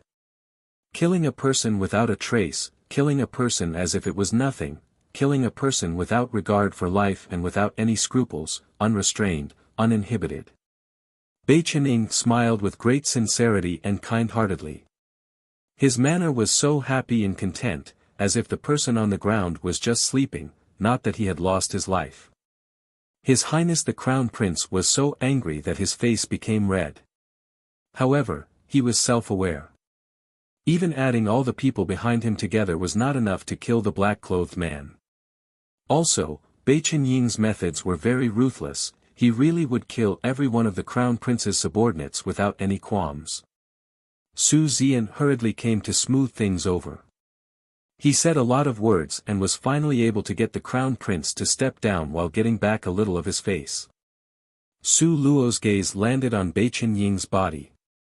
At this moment, she started to become a little interested in this sunny youngster, whose red-robed body seemed to be possessed by the devil. She was very curious about what kind of stuff he would do next to stupefy everyone. Venerable Bei Chen, since we are here to search, then can we start now? Su Zian indifferently asked. He repeatedly had to lower his face. Even if Su Zian wanted to curry favor with Bei Chening, it was also hard for his heart to take it. A smile appeared on Bei Chening's handsome face which was white as jade. His smile had a tint of mystery within. He was only seen opening his sleeves widely and carelessly saying, "This is the general's manner, when to start the search, naturally General Su has the final say. Why would you come and ask this, Lord?" Su Zian was almost infuriated to the point of falling flat on his face. What kind of person was this? Since he entered Su Manor and until now, when did he act like a guest? Now, contrary to expectations, he considered himself to be a guest. Su Zian's heart was very angry, but a smile appeared on his face. Then, since it's like this, let's start now. So that he could make this murderous star leave at the earliest time and have Su Manor's peace be restored earlier. Under Su Zian's command, a group of grandiose soldiers charged into that dilapidated courtyard. The corner of Madame Su's mouth lifted into a sneer that was seemingly not there. Today she had suffered quite a bit of anger, but if she could eliminate Su Luo in one stroke, why should she care about this little bit of anger? There were about 30 soldiers that went in. They thoroughly searched Su Luo's stuff in her room. They even dug out the corner wall, however very quickly, all the soldiers came out. Headed by that Captain Zhao whose complexion was evidently, at a glance, not so good. With a few steps, he arrived in front of Su Zian. The corner of his eyes, however, made contact with Madame Su's eyes. He shook his head slightly, almost indiscernible to others. Madame Su's complexion immediately became ugly. Su Zian didn't notice Captain Zhao and Madame Su's dialogue. His bearing was imposing, and in a cold voice, he said, "Did you find anything from the search?" Even though Captain Zhao was reluctant to say it, nevertheless he still shook his head, reporting back to the great general, "There are no gold coins in the room." "Then are there any valuable treasures?" Madame Su inserted a sentence. Chapter 194, Unexpected Surprise, 4, Nothing. Captain Zhao's heart was somewhat sympathetic to Su Luo. Within that broken-down home, all the valuable items added together were not worth even 10 taels of silver. This was still one of the great general's miss-ah. Madame Su's expression became ugly. How could it be like this? Plainly, Madame Su shot a glance at the maid Jian Mei who stood behind her. The frosty rays bursting from those eyes made Jian Mei shiver from the cold. "Madam," Jian Mei was just about to explain, but she only heard Madame Su lowering her voice to admonish her, "Shut up." Here, there were many people with high martial arts cultivation that Jian Mei might not have discovered. No matter how much she lowered her voice, she still couldn't guarantee that someone couldn't overhear, especially that venerable Beichening, who was enigmatic but full of enmity towards Su Manor. Madame Su sent her gaze towards Beichening. Unexpectedly at this moment, Beichening just so happened to look at her. His beautiful pitch-black eyes were like ink, as clear as a spring, the water so clear you could see all the way through to the bottom. Now, inside that pair of liquid eyes contained a barely concealed deliberate ridicule. Madame Su's heart was abruptly shocked. The deep anticipation in his eyes. What was the meaning? Such a clear and bright pair of eyes, like a sharp sword that could pierce through the secrets in the deepest abyss of a person's heart. This was the first time that Madame Su had an unfathomable, mysterious gut feeling of terror, that started at the soles of her feet and slowly crawled up. Su Zian's expression was somewhat indeterminately switching from overcast to clear. At this moment, he was repeatedly repenting. He regretted listening to Su Jingyu's words and coming to search Su Luo's courtyard. Now that there was nothing here, it made it seem as though he had been very ferociously slapped in the face. If it was any other normal day then fine, but presently, the venerable Beichening was here and it also seemed as if he was here for revenge. He grabbed onto every trivial matter and wouldn't let go, every single time embarrassing him. At this point of time, Su Zian was suffering bitterly and could not speak out. Perhaps even the heavens also could not stand by and watch idly. All of a sudden, among the soldiers searching in the courtyard, one of them let out a slightly surprised sound. What happened? Su Zian could not bear the taunting expression Beichening cast upon his body and quickly walked over there. Reporting back to the general, there seems to be something odd under here. That round-faced soldier pointed at the ground and responded full of certainty. Su Zian looked at the ground, then looked again at that huge locust tree. A touch of pleasant surprise appeared in his eyes. About 100 years ago, during that war and the chaos in the capital, Elder Su had ordered some gold to be buried in the ground, to guard against the unexpected. He prepared it for use in times of need. After the war and chaos ended, the gold was dug out in succession. Inevitably, some might have been overlooked. The huge locust tree. Yes, that's right. In that same year, it was marked by a locust tree. Could it be, there really was gold buried under here? Su Zian immediately became excited. He waved his large hand and loudly commanded, "Dig." Consequently, a group of soldiers brandished shovels and iron picks started digging around that several hundreds of years old locust tree very quickly. This event made Su Zian extremely excited. That round-faced soldier could only be seen loudly yelling out, "Something is here. There is something under here.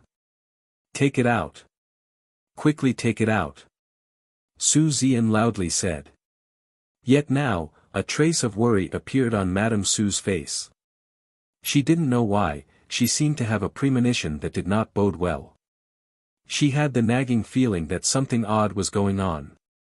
Because according to Jian Mei's report, at that time, Su Luo had moved all the gold coins into her room, so there should not be any gold coins left in this hole. Therefore, Madame Su tried to secretly stop this and said, "General, it's better to use caution before bringing it up." Su Zian waved his large hand and pushed Madame Su away. What could happen? You are too soft-hearted.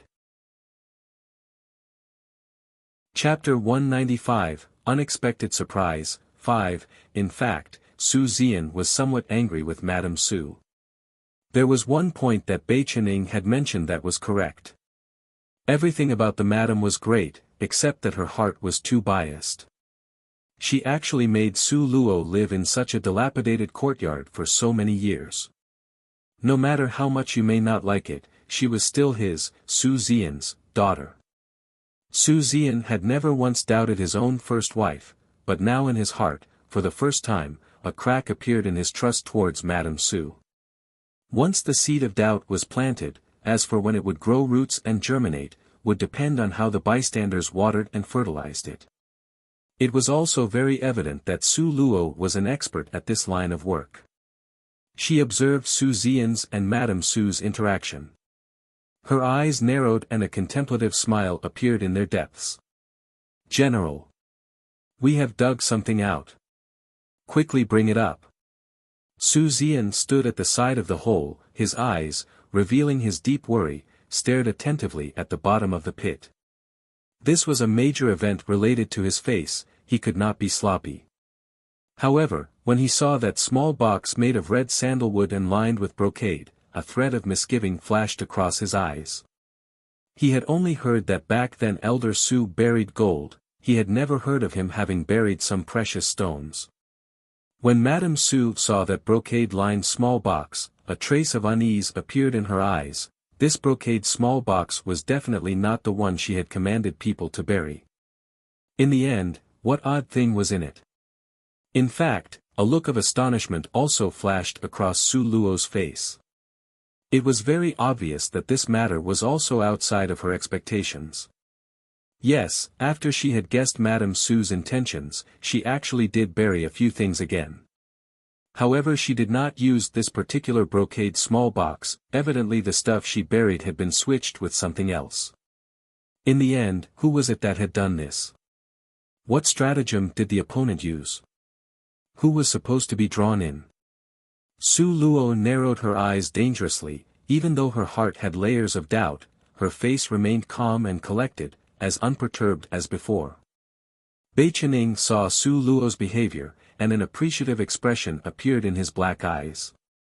All of a sudden, Su Luo's black, ancient well-like eyes, with their unperturbed surface, shot a penetrating glance at Bei Chening. Her gaze met his head-on in midair, scaring Bei Chening into skipping a step. However, Bei Chening's manner very quickly returned. He smiled towards Su Luo with a few hey laughs. His smile held the meaning of taking credit for an achievement. Taking credit? Could it be, the person that had switched in the brocade-lined small box? Was him? The corner of Su Luo's mouth was slightly upturned. She faintly smiled while shooting him a quick glance. She really wanted to see what kind of game this venerable Beichen was playing. The soldier respectfully offered up the small box, momentarily unsure as to who to hand it to. Normally, it should be handed over to Su Zian, as he was the master of this house. However, in theory, among the crowd of people at the scene, the most royal in position could not surpass His Highness the Crown Prince. Yet in theory, the most arrogant and publicized person perfectly described Beichening. The Crown Prince's indifferent eyes glimpsed at Beichening, both hands crossed at his back and his mouth rising into a faint sneer. Beichening made the exact same movement and posture as the Crown Prince, he even imitated the Crown Prince's facial expression. His actions once again infuriated the Crown Prince, making him almost flare up. Su Zian thought about it and said, "Bring it up." He received the small brocade box made of red sandalwood from the soldier's hand. Momentarily, the eyes of everyone present at the scene landed upon this small brocade box made of red sandalwood. The small brocade box was approximately the length of two adult persons' hands, and the width was about one hand size. On the surface of the box was carved exquisite ornate artwork, with the drawing of the phoenix painted in gold. At a glance, people could tell that this box was worth a considerable amount. Could it be that inside it indeed contained precious stones? With expectant thoughts, Su Zian's hand slowly opened the sealed-up, small brocade box. When he saw the item within the box, a suspicious expression appeared on Su Zian's face. Inside, there were no precious stones, but a very thin book. The book was one of the most common kinds, with a blue leather cover. There was also no title on the cover. Could it be a book on secret martial arts manual? Su Zian opened the book. He only flipped through one page, before a huge change occurred on his face. Chapter 196, The Final Truth, 1, page after page, written in black and white, was actually. The Crown Prince saw the huge change in Su Zian's expression, and a trace of doubt flashed through his eyes. He walked up a few steps and stood by Su Zian's side, leaning in sideways to look. However, Su Zian's actions were like a bird startled by the twang of a bow. He rapidly sprang back with movements that were faster than lightning. His Highness the Crown Prince was disgruntled. The paranoid Crown Princes gave a glare full of dark maliciousness and displeasure at Su Zian. An angry resentfulness appeared in his heart. This Su Zian was simply too brazen. Su Luo was also staring somewhat inquisitively at the blue leather book in Su Zian's hands. However, it was a pity that she was too far away from Su Zian's position and was unable to clearly see the words written in the book. Now, the only unperturbed person at the scene was none other than the venerable Beichen. His beautiful pair of liquid eyes burned with radiance. The corner of his eyes were slightly raised, carrying an expression that showed he had expected it, and with the appearance of watching a play. However, he seemed to dislike this play as not being wonderful enough, and one only saw him gave a meaningful glance at the black-clothed person by his side. The black-clothed man understood and nodded his head. Afterwards, his body immediately disappeared from where it stood. When his body reappeared, he was already only an arm's length away from Su Zian. The knife-like thin hands of the black-clothed person was quick as lightning, pinched straight towards Su Zian's throat. In Su Zian's mind, the image of the Crown Prince's imperial bodyguard being exterminated by the black-clothed man's 2 fingers appeared. He subconsciously and instinctively sent a palm attack towards the black-clothed man. However, the black-clothed man's move was merely an empty maneuver. His intent was not to kill Su Zian, but rather to steal the blue leather book in his hand. So, just when Su Zian counterattacked, he leaned sideways and avoided it. 2 fingers like iron clamps hit Su Zian's pulse, holding him in place. Su Zian's hand immediately lost all its strength, and the fingers holding the blue leather book became powerless as the book slid down. Who knew what the black-clothed man was thinking? He single-handedly caught the blue leather book. It seemed like he had accidentally snapped the string that bound the blue leather book together. Naturally, apart from the instigator of this, Bei Qining, and Su Luo who had paid close attention to the black-clothed man, nobody else noticed. "Quickly return it to me." Su Zian immediately became anxious. The things inside that book absolutely must not be taken away by Bei Qining. Otherwise, not only him, but also the entire Su manor would die without a burial site. The black-clothed man used his silence as answer. He quietly stood behind Bei Qining. His entire body was enveloped in the shadows, unsympathetic, as if he didn't exist. Su Zian saw that his words were ineffective against him. He turned his head and glared at Bei Qining with utter discontent. "Venerable Bei Qian. That is my Su family's secret martial arts manual. The secret manual can't be passed on to others. It absolutely cannot end up in others' hands. So please, you must return this book to me. Otherwise what?" Bei Qining had both hands crossed behind his back. With an arrogant manner of someone in a higher position, he slanted a glance at Su Zian. His expression was rather like that of a person who had made an exception for Su Zian. Otherwise. Su Zian bit down on his back molars, his ashen-colored face was unswervingly determined. He was only seen coldly shouting out, word by word, "Otherwise, my Su manor will certainly hunt all of you down and kill you all in the end." Before, Bei Qining was so arrogant in not giving him face and Su Zian had still endured it all. However, now because of a very small book, he would go to war. Inside this, there was something extremely fishy going on. What was it that was written in that little blue leather book that could make Su Zian so worried to such a degree? As for Su Zian's claim of the so-called secret martial arts manual, no matter what, Su Luo wouldn't believe it. Now Su Luo was somewhat curious, what was really written in that little blue leather book. When Bei Qining heard what he said, he started to laugh uproariously. He was laughing so hard that he almost couldn't breathe. With great difficulty, he finally restrained his laughter. "Hunt down and kill in the end. Ha, ha, ha, I'm so scared." Everyone could tell that Bei Qinying's words were sarcastic. Chapter 197, The Final Truth, 2, Yet unexpectedly, Bei Qining only raised his sleeves and waved his hand, carelessly saying, "Mei Ying, since it's already like this, you should send it back." Mei Ying, the person, was like his name. His figure was ghost-like and he also made no sound, maintaining his manner as though silence was golden. One could only see the afterimage of his right hand's action, then the blue leather book shot towards Su Zian in a parabolic arc. Everyone's anxious gaze was locked in midair on the blue leather book. Pair after pair of eyes contained complex rays of light, burning with radiance, each with their own thoughts. However, the next second, an unexpected event occurred.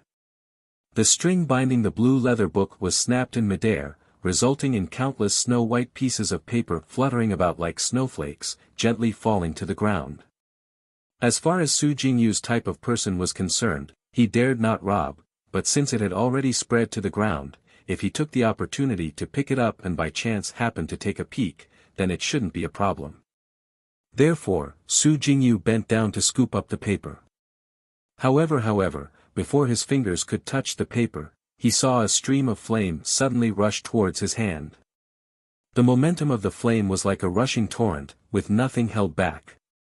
Su Jingyu whirled his body to avoid it, and turned his body around to look back. He discovered that the person that had attacked him was not an outsider, but rather the person he respected the most, his honorable father. Father! Su Jingyu was simply in disbelief. He would never have imagined that the person that had attacked him would be Su Zian, his own biological father. Su Zian angrily roared, "Don't move. Nobody is allowed to move." Everyone was stunned by Su Zian's berserk behavior. Without exception, they stupidly looked at him. However, the Su Zian right now seemed not to care the least bit about everyone's gaze. His mission was to make sure that not a single piece of paper remained in this world. Numerous small balls of fire condensed in Su Zian's palm and swept towards the ground. The fluttering pieces of paper on the ground were immediately transformed into light smoke, and disappeared into the air. Seeing the pieces of paper being destroyed, Su Zian's complexion eased a little. He slowly relaxed and let out a soft, long breath of air. However, at this point in time, if there were no onlookers, he wanted to burn it, then no one would object. But now, on top of His Highness the Crown Prince, there was also the venerable President Beichen. Su Zian's actions were too excessive. His attempts to hide it made it even more conspicuous. Therefore, Su Zian still needed to face a series of interrogations. The Crown Prince was the first to show displeasure on his face. His complexion was hazed over with an ashen color, his pair of dark eyes unblinkingly stared at Su Zian. In his view, Su Zian had ignored this master and was too arrogant. Su Zian's entire face was full of bitterness, but he could only swallow the bitterness and stuff it in his stomach. How could he explain it? What could he use to explain? Beichening saw Su Zian and the Crown Prince being at odds, and his heart had already opened up with happiness. However, his face still had to feign anger and said, "General Su. What do you mean by this? What things cannot be seen by us? You would actually deliberately destroy it in front of the Crown Prince? In your eyes, do you still have His Majesty the Emperor? Do you still have His Highness the Crown Prince?" Su Zian's heart was suffering bitterly from anger.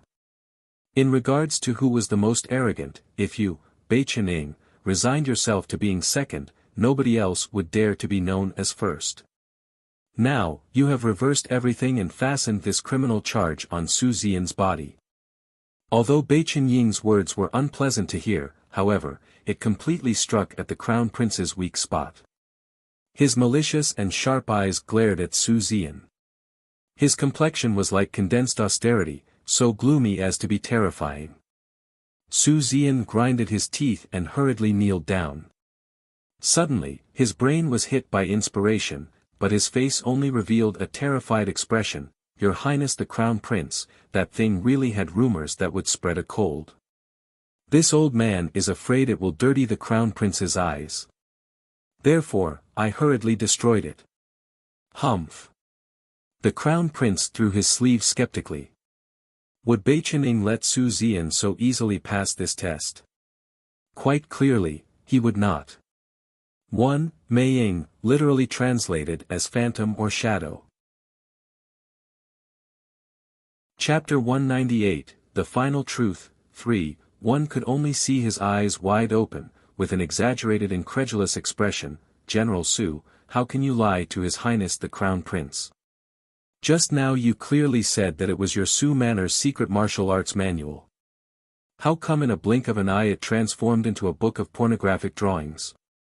You shouldn't lie without even batting an eyelid." In this split second, Su Luo felt that the venerable Beichening was quite adorable. At least in front of Su Zian, that ability to wound was something simply no one could withstand. A book of drawings that would harm public morals was dug up in Su Luo's courtyard. Very obviously, if this was to spread out, it would harm Su Luo's womanly reputation. It would make her the laughingstock of the entire capital. Very clearly, Su Zian intended to bluff his way out. However, he completely forgot to worry about how much harm this would cause Su Luo. In his heart, perhaps only someone he could make use of and could benefit from was of interest to him. When he landed in such a predicament, would Madame Su also end up as an easily discardable chess piece? With regards to this point, Su Luo had expectant thoughts. Speaking of Su Zian.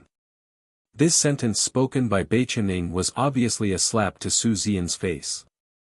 Moreover, it was said in front of everyone as he had ruthlessly slapped him with those words. Su Zian's expression momentarily hazed over. His pair of penetrating eyes ignited into two flames. He glared coldly and darkly at Beichening. Now he was completely certain, Beichening definitely came to Su Manor to pick a quarrel. Seeing the Crown Prince show displeasure, Su Zian hurriedly stated, "Your Highness the Crown Prince, that really was a book with drawings that could damage a person's decency. If it was truly a secret martial arts manual, how could I be willing to burn it?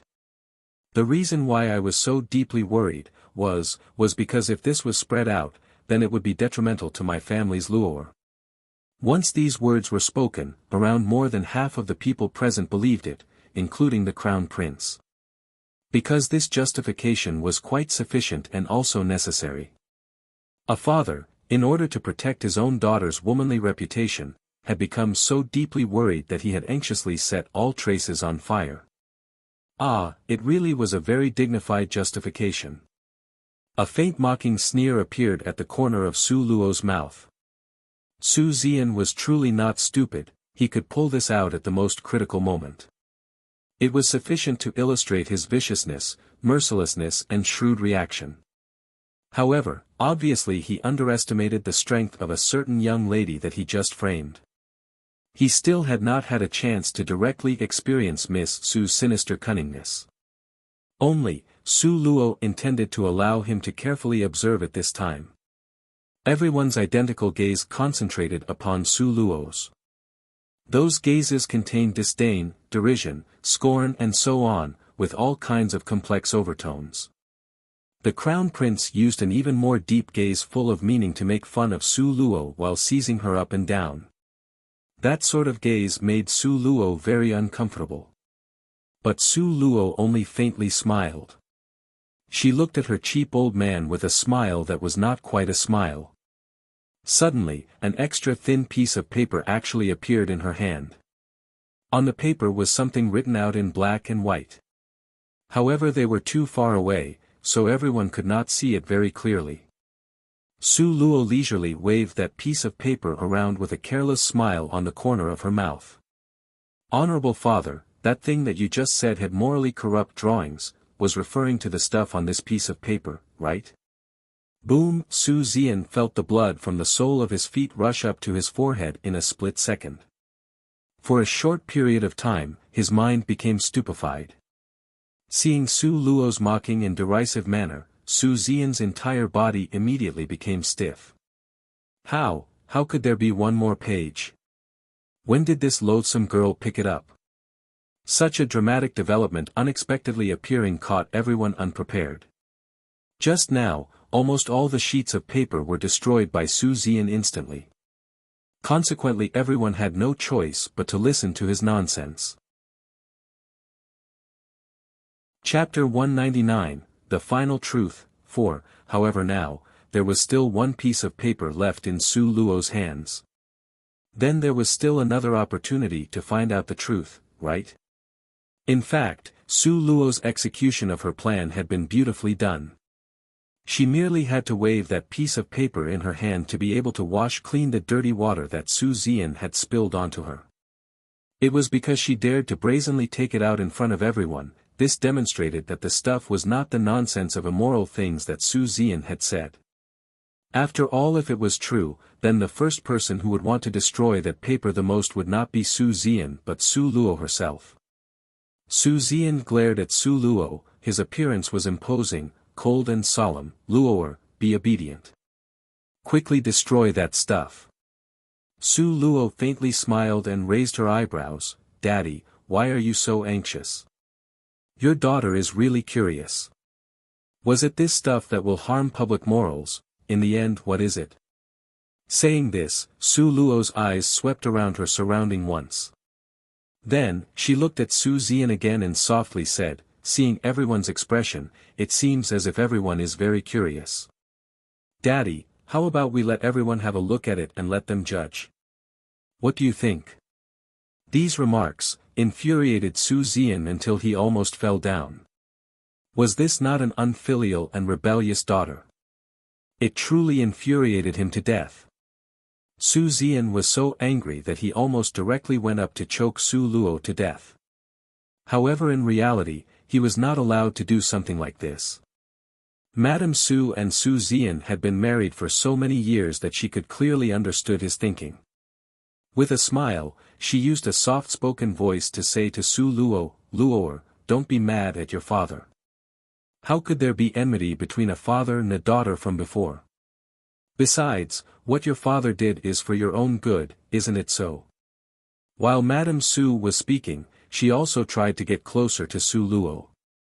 Now everyone who was at the scene had their gaze concentrated on Madame Su and Su Luo. Almost no one saw Su Zian surreptitiously give a meaningful look at Captain Zhao. Captain Zhao understood at once, he was hidden behind Su Luo. He silently tried to get closer to Su Luo. 3 steps, 2 steps, 1 step. Just when his hands reached out to snatch away the paper from Su Luo's hand, suddenly a black shadow gave rise to an eerie and cold wind. The wind was like the edge of a blade, following along Captain Zhao's hand and slicing towards the wrist. In a flash, Captain Zhao's wrist was cut from his arm. Because of the acute pain, Captain Zhao's body dropped to the floor. He painfully cradled his arm, which continued to spurt out blood. His facial features were twisted hideously due to pain. Blood gushed out onto the ground. Drops of various sizes and shapes could be seen. The air was filled with the thick smell of blood. Su Luo's fine eyebrows wrinkled slightly. Her gaze frankly looked at Su Zian. The sneer at the corner of her mouth was very obvious. "Honorable father, you wouldn't kill your daughter to silence her because of this little piece of paper, right?" Su Zian was so furious that his complexion became ashen, and he angrily rebuked, "What rubbish talk.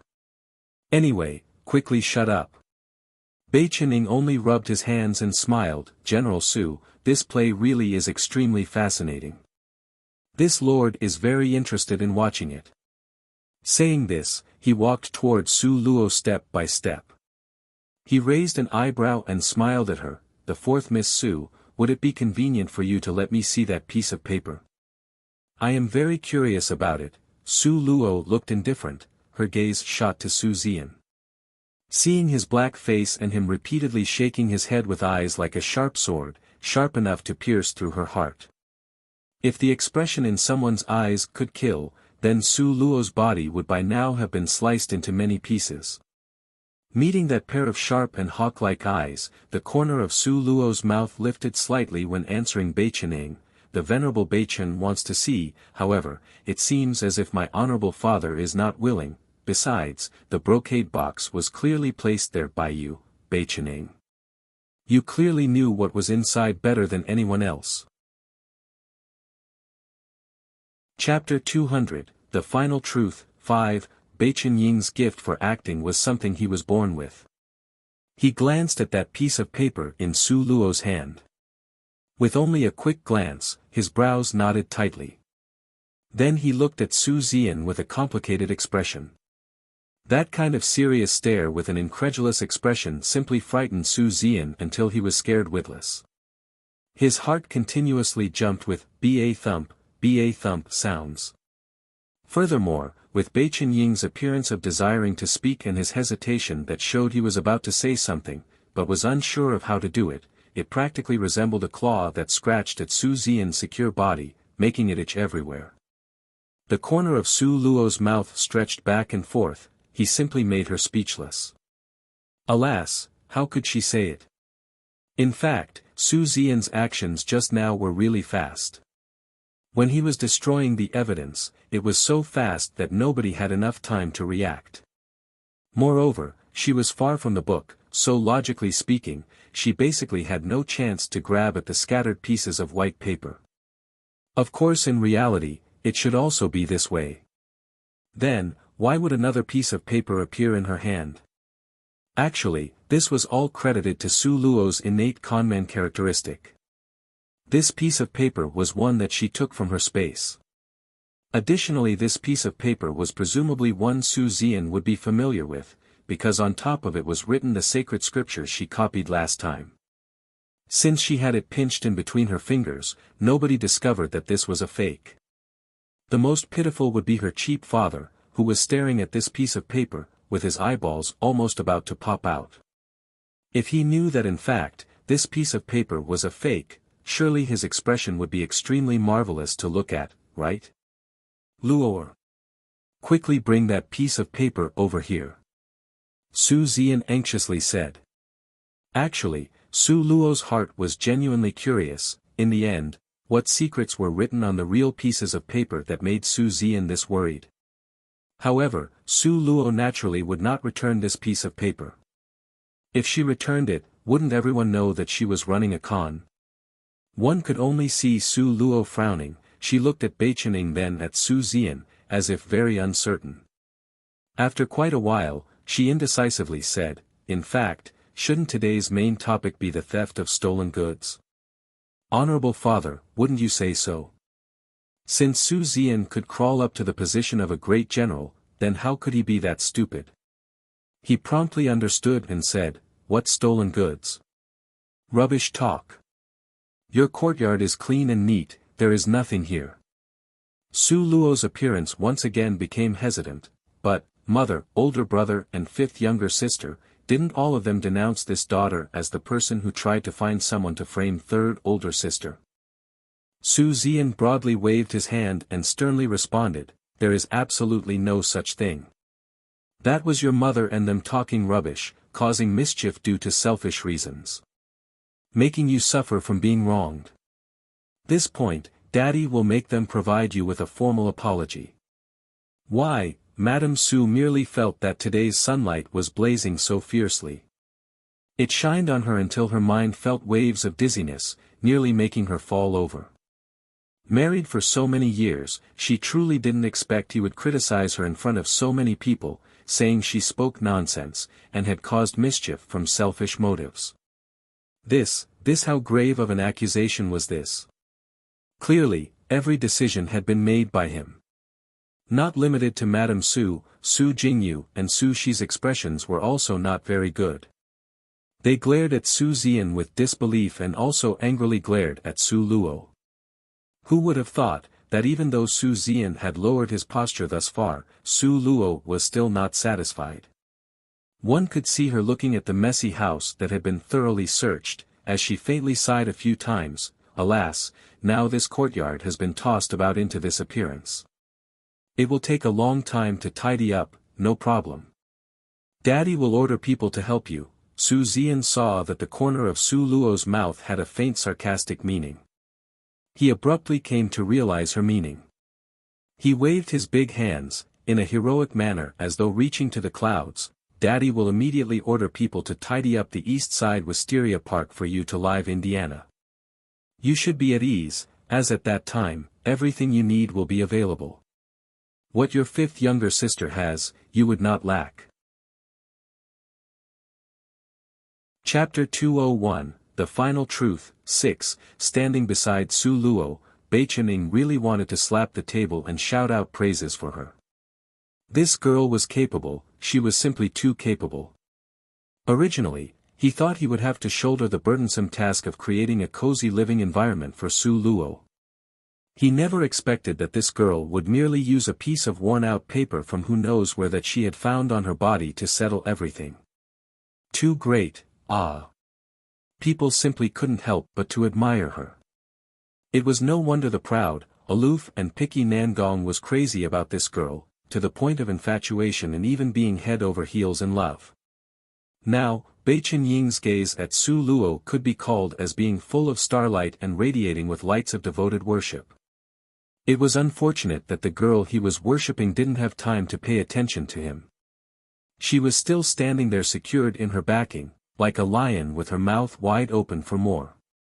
Her worried expression was all feigned. Sometimes, this daughter wants to go out for a walk, but the guards at the gate, alas, that's nothing. You take this piece of writ plate, from now on, wherever you want to go, then just go. Absolutely no one will impede or hinder you from going. Su Zian pulled down the writ plate from his waist and directly tossed it to Su Luo. Good stuff. Su Luo secretly praised in her heart. However, if the dear readers thought that Su Luo would stop at this point, then all of you were gravely mistaken. If there were convenient advantages that she didn't take, then she would be a damn idiot. Su Luo always believed in this saying. If you have the power and did not use it, then once it expired, it was wasted. This were also words of wisdom that Su Luo believed in. Now, all those that she had demanded were far from reaching Su Xian's bottom line. Su Luo pretended to be hesitant and said, "Honorable father promised before, if you can't find the gold during the search, you will return me my innocent verdict. Do those words still count?" Right now, Su Xian was eagerly waiting for Su Luo to raise her conditions, because as long as conditions exist, then there would be room to maneuver. Naturally it counts. Su Xian answered hastily. He impatiently stared at that piece of paper, itching to throw himself over there to tear it up. In that case, shouldn't all the people from the Su family at the scene pour tea and apologize to this daughter? Su Luo saw Su Xian's complexion darkened, and secretly thought about it. The Crown Prince and Bei Qining were both present. Lowering Su Xian's face too much would not be good. Therefore, she corrected herself and said, "Without a doubt, Daddy used all his might on behalf of this daughter to clarify the facts. Thus, giving back this daughter her innocent verdict. Naturally, you don't need to apologize." Su Xian was just waiting for these words, after having heard what was said, just as he about to speak. But, who would have thought, that Su Jingyu rushed in first. One could only see Su Jingyu spitting with anger, glaring at Su Luo apoplectically. He said, "Su Luo, you shouldn't be too greedy from winning an inch and then wanting a mile. Be careful that once you eat it, you would spit it all out." A threat, it really was a naked threat. Before Su Luo could react, Bei Qining struck a posture to go and take that piece of paper from Su Luo's hand, just now. This lord did not carefully look. "Bring it here, and once again, let this lord have a good look." Su Xian's expression immediately underwent a huge change. He loudly berated Su Jingyu, "Unfilial son. Obey your father and shut up." Su Xian's furious expression seemed extremely terrifying. The next word intimidated Su Jingyu and he came to a halt. Su Jingyu was angry from the bottom of his heart, but could only hatefully kick the pillar. He dared not issue another objection. Consequently, under Su Xian's supervision, beginning from Madame Su, to Su Jingyu, and then Su Shi, even though they were extremely unwilling, nevertheless, they were unable to resist Su Xian's side glare, which was just like a tiger watching his prey. So to speak, people with trump cards in hand were really cool. Madame Su was not too bad, even though her heart was full of wrath, but her face was all smiles. However, Su Jingyu and Su Shi were not very proper. With a bang sound, they tossed their teacup onto the table. The tea flew in all directions. The venerable Bei Qinying's eyebrows nodded, and General Su Xian promptly started to berate them. As a result, Su Jingyu and Su Shi, no matter how unwilling, still had to put on a good face and put in the effort. They had to respectfully invite Su Luo to have tea and apologize to her. Su Xian impatiently watched Su Luo. "Now, can you return that piece of paper to Daddy?" Whoever would return it was an idiot. The corner of Su Luo's mouth evoked a calm smile.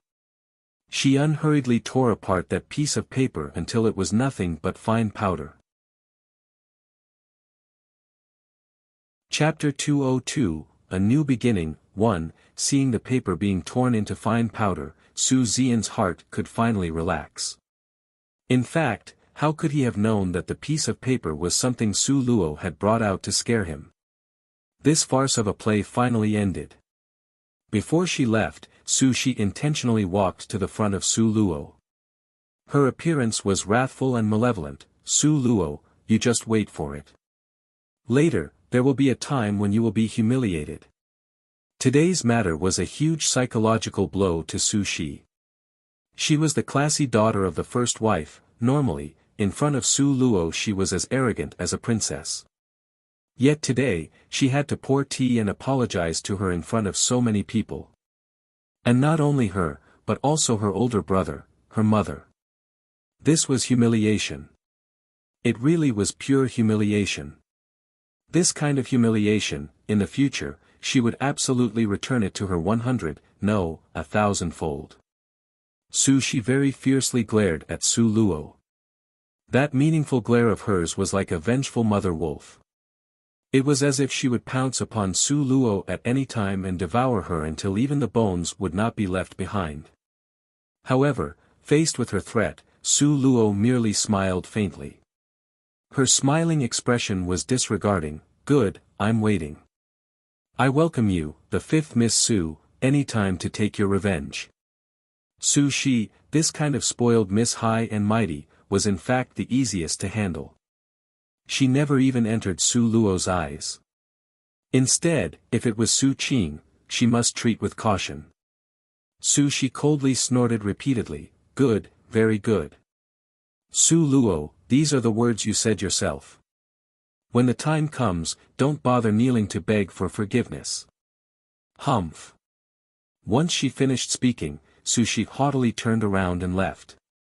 She left Su Luo the conceited view of her back. Bei Qining still hadn't left. His smile was not quite a smile as he shook his head. TSK, TSK, TSK, living in this kind of surroundings, really made you suffer. Little Luo Luo. Su Luo, with both hands crossed over her chest, leisurely slanted him a glance. Little Luo Luo. Is this a name you can call? Alike, really alike. This expression, this tone, and also this posture, was printed from the same exact mold as Nangong. He couldn't help but to say that these two were indeed similar. It was unknown from where Bei Qining managed to extract out a folded fan. He carelessly fanned it while lifting his chin, tilting his head towards her and arrogantly asked, "Aren't you curious why I continuously helped you?" Su Luo saw his arrogant and pampered appearance. She thought he looked ridiculous, but her face remained indifferent, saying, "Not curious, but if you can tell me the secret in that blue leather book, maybe I could listen with respectful attention." Huh? Why did he feel as though their positions were reversed? She obviously should be incessantly questioning him closely instead. She truly was not a cute girl. Perhaps in the future I could use it to threaten a certain person. Su Luo calmly said. As it turned out, her curiosity was for this purpose. Bei Qining grudgingly closed his fan. He knew that if he wanted to pull out her and Nangong's gossip from this girl's mouth, it clearly was not possible. Want to know?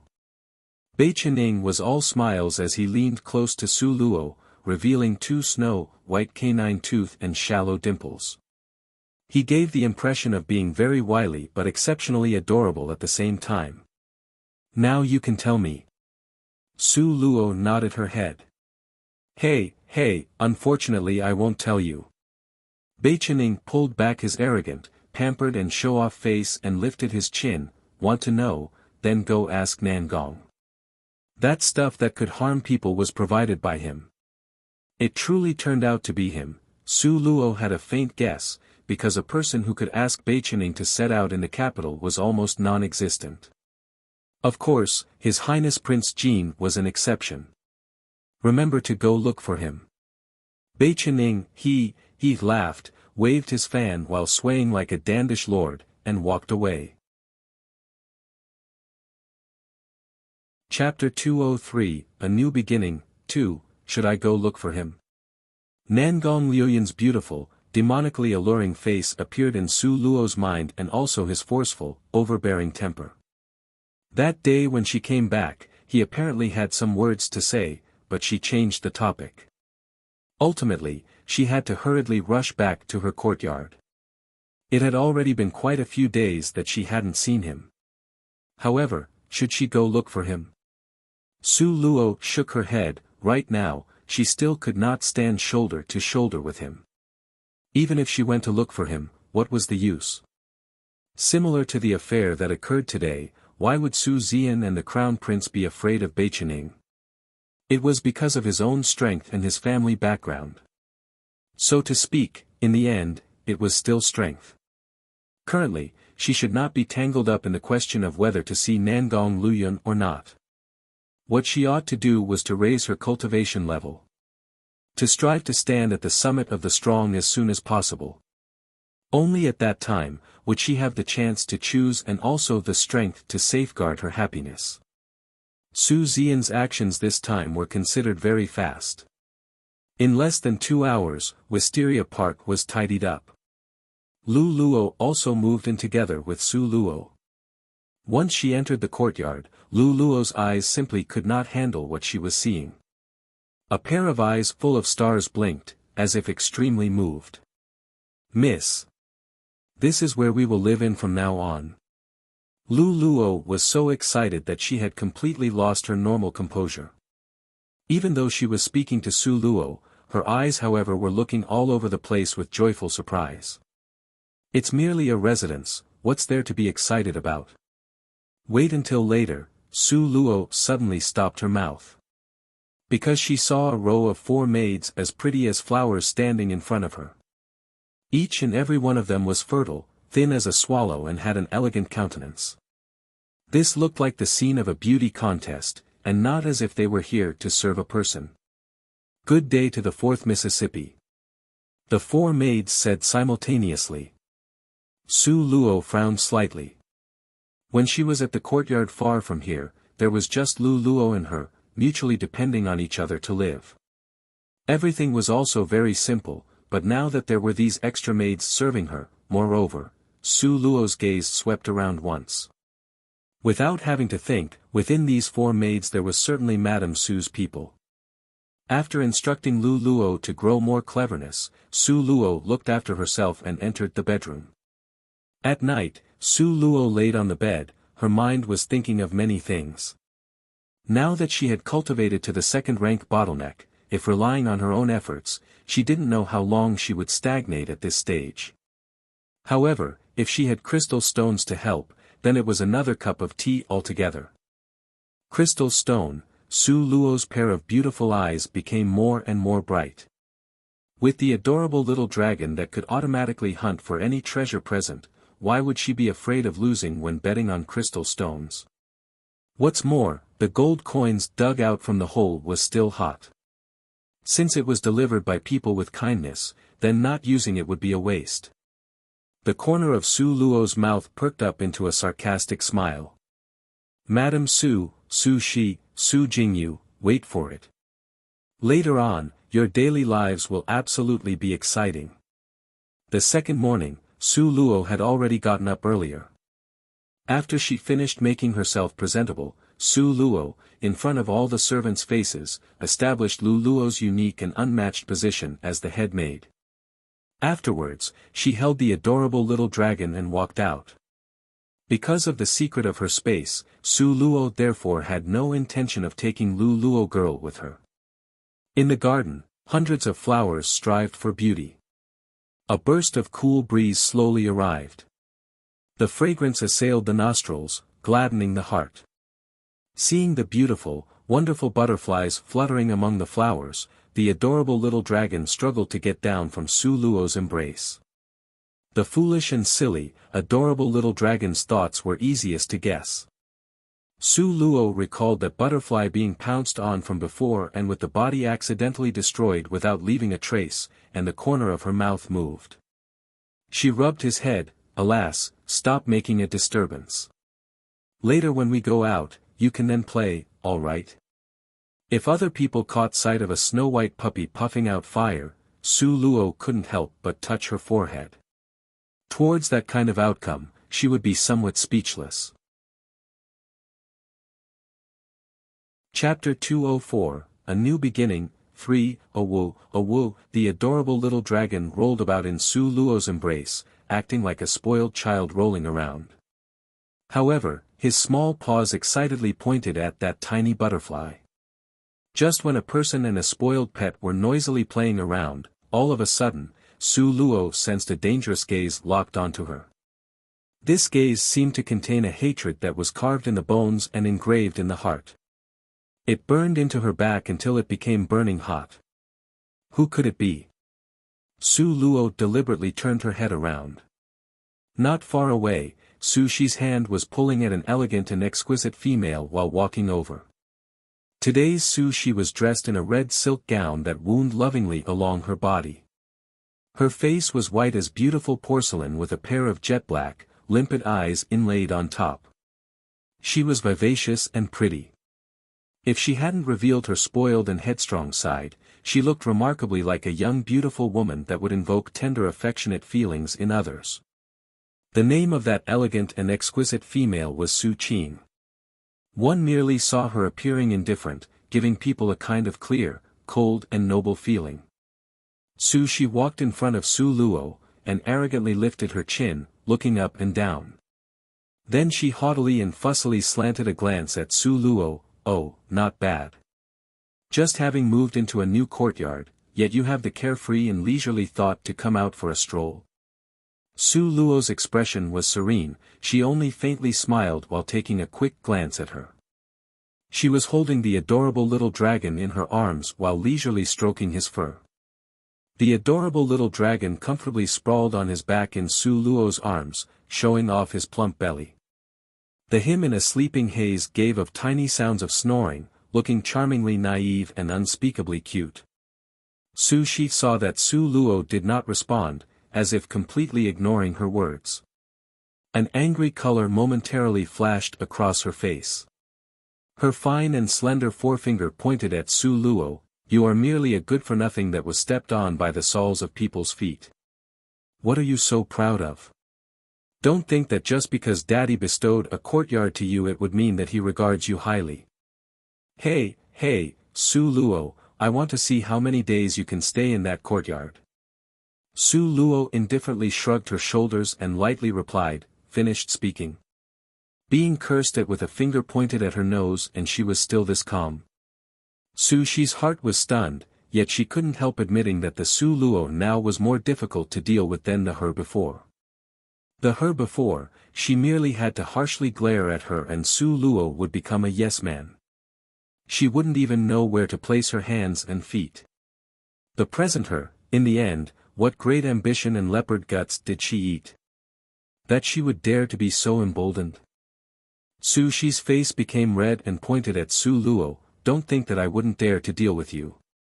I tell you, I can do anything to you." Su Luo faintly smiled, "I welcome you anytime.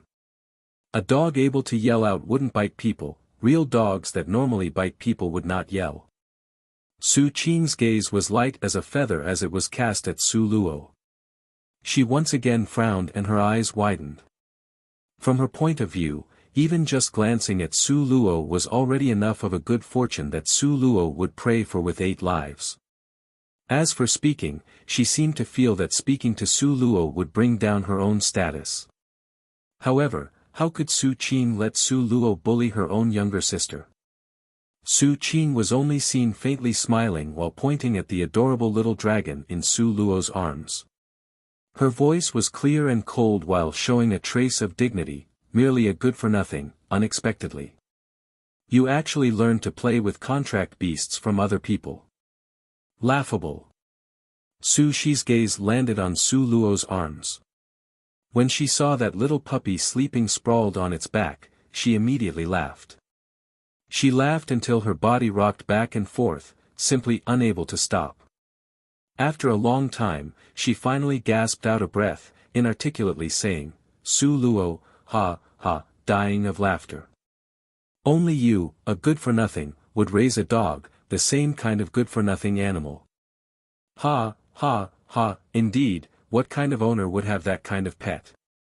Ha, makes me laugh to death." Chapter 205, A New Beginning. 4. Su Shi laughed so loudly and arrogantly that she had woken up the adorable little dragon who with great difficulty had fallen into a deep slumber. The adorable little dragon rubbed his sleepy eyes as he lethargically sat up in Su Luo's arms. At this moment, Su Shi said to Su Qing, "Second older sister, we should let this good-for-nothing Su Luo see what a real spirit pet looks like, right?" Su Qing's spirit pet was a 4th-ranked fierce panther. Its wild nature was difficult to train, quite cold and proud. However, its fighting strength was very powerful. Su Qing shot a quick glance at Su Luo. She felt it was necessary to give this concubine's daughter who was unable to distinguish between good from bad and lacked proper respect for her seniors a lesson. Consequently, she lightly nodded her head and closed her eyes to mouth the words to the spell. Very quickly, from far away, a formidable majestic panther ran over. One could see an abnormally large body that seemed not to yield to an elephant in size. Its entire body was covered in a brownish-black fur that was smooth and stuck to its body, giving off a dim gloss. Its hunting teeth were sharp and pointed. They flashed with an intimidatingly cold light. That pair of eyes, which were apathetic and ice-cold, as if watching a dead person, stared at Su Luo. Su Shi had an extremely proud-of-herself smile on her face. She pulled at Su Qing's hand and provokingly said, "Older sister, we should allow Su Luo to experience and know what's a real spirit pet. This will also let her expand her horizons, right?" Her remarks about experience were not quite as simple as the literal meaning. Su Shi saw that Su Qing was non-committal, so she once again pulled at Su Qing's sleeves and acted coquettishly as she said, "Second sister, isn't it because we are doing this for Su Luo's own good? We are allowing her to see some aspects of society so as to prevent her from going out and bringing shame to our family." Su Qing's pair of coldly clear haughty eyes were once again cast upon Su Luo's body. It could clearly be seen that she nodded her head. "There is another benefit. After my fierce panther returned home, it has lacked a person to amuse itself with." Lacked a person to amuse itself with? Su Luo's beautiful eyebrows rose slightly while the corner of her mouth hooked into a mocking arc. Su Qing was indeed named correctly. Like her name, she was so proud, virtuous and aloof that there was no limit. Whatever the case, Su Luo was also nominally Su Qing's younger sister. With just one sentence, Su Qing had given Su Luo to the fierce panther to toy with. A real human had been given to a fierce panther to play with.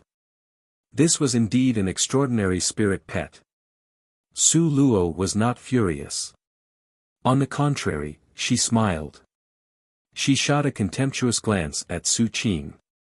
Lacked a person to amuse itself with?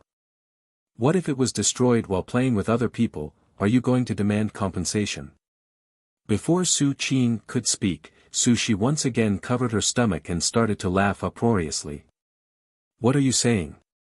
Destroy a panther by playing with it? Ha, ha, ha, hiya, you really want to make me laugh to death. The panther is a fourth-ranked magical beast, fourth rank. Who do you think you are? You are nothing but a good-for-nothing without any spirit strength." Su Qing shot a scornful glance at Su Luo. She was too lazy to waste words with people that were beneath her. "Fierce panther, go. Accompany her and play with her properly." Since this loathsome girl Su Luo wanted to court death, then she, Su Qing, shouldn't be blamed for whatever happens. As it happened, just yesterday mother and her siblings had suffered embarrassment due to this girl. Now, she just so happened to be able to help them vent their anger. She believed that once father found out, he would also not say anything more. After the fierce panther heard its master's command, immediately its four sturdy legs dug into the ground as it moved.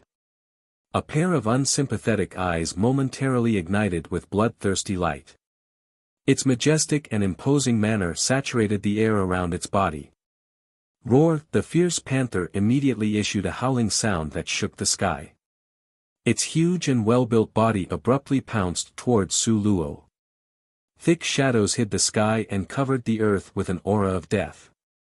With a pair of ice-cold bloodthirsty eyes and its ferocious mouth opened wide, Su Luo believed that the fierce panther would absolutely not be lenient. There was nothing left to be said. She may have no choice but to reveal the fact that she knows martial arts. Just at this critical moment, the adorable little dragon that was woken up by the noise rubbed its drowsy, sleepy eyes and suddenly lifted his head.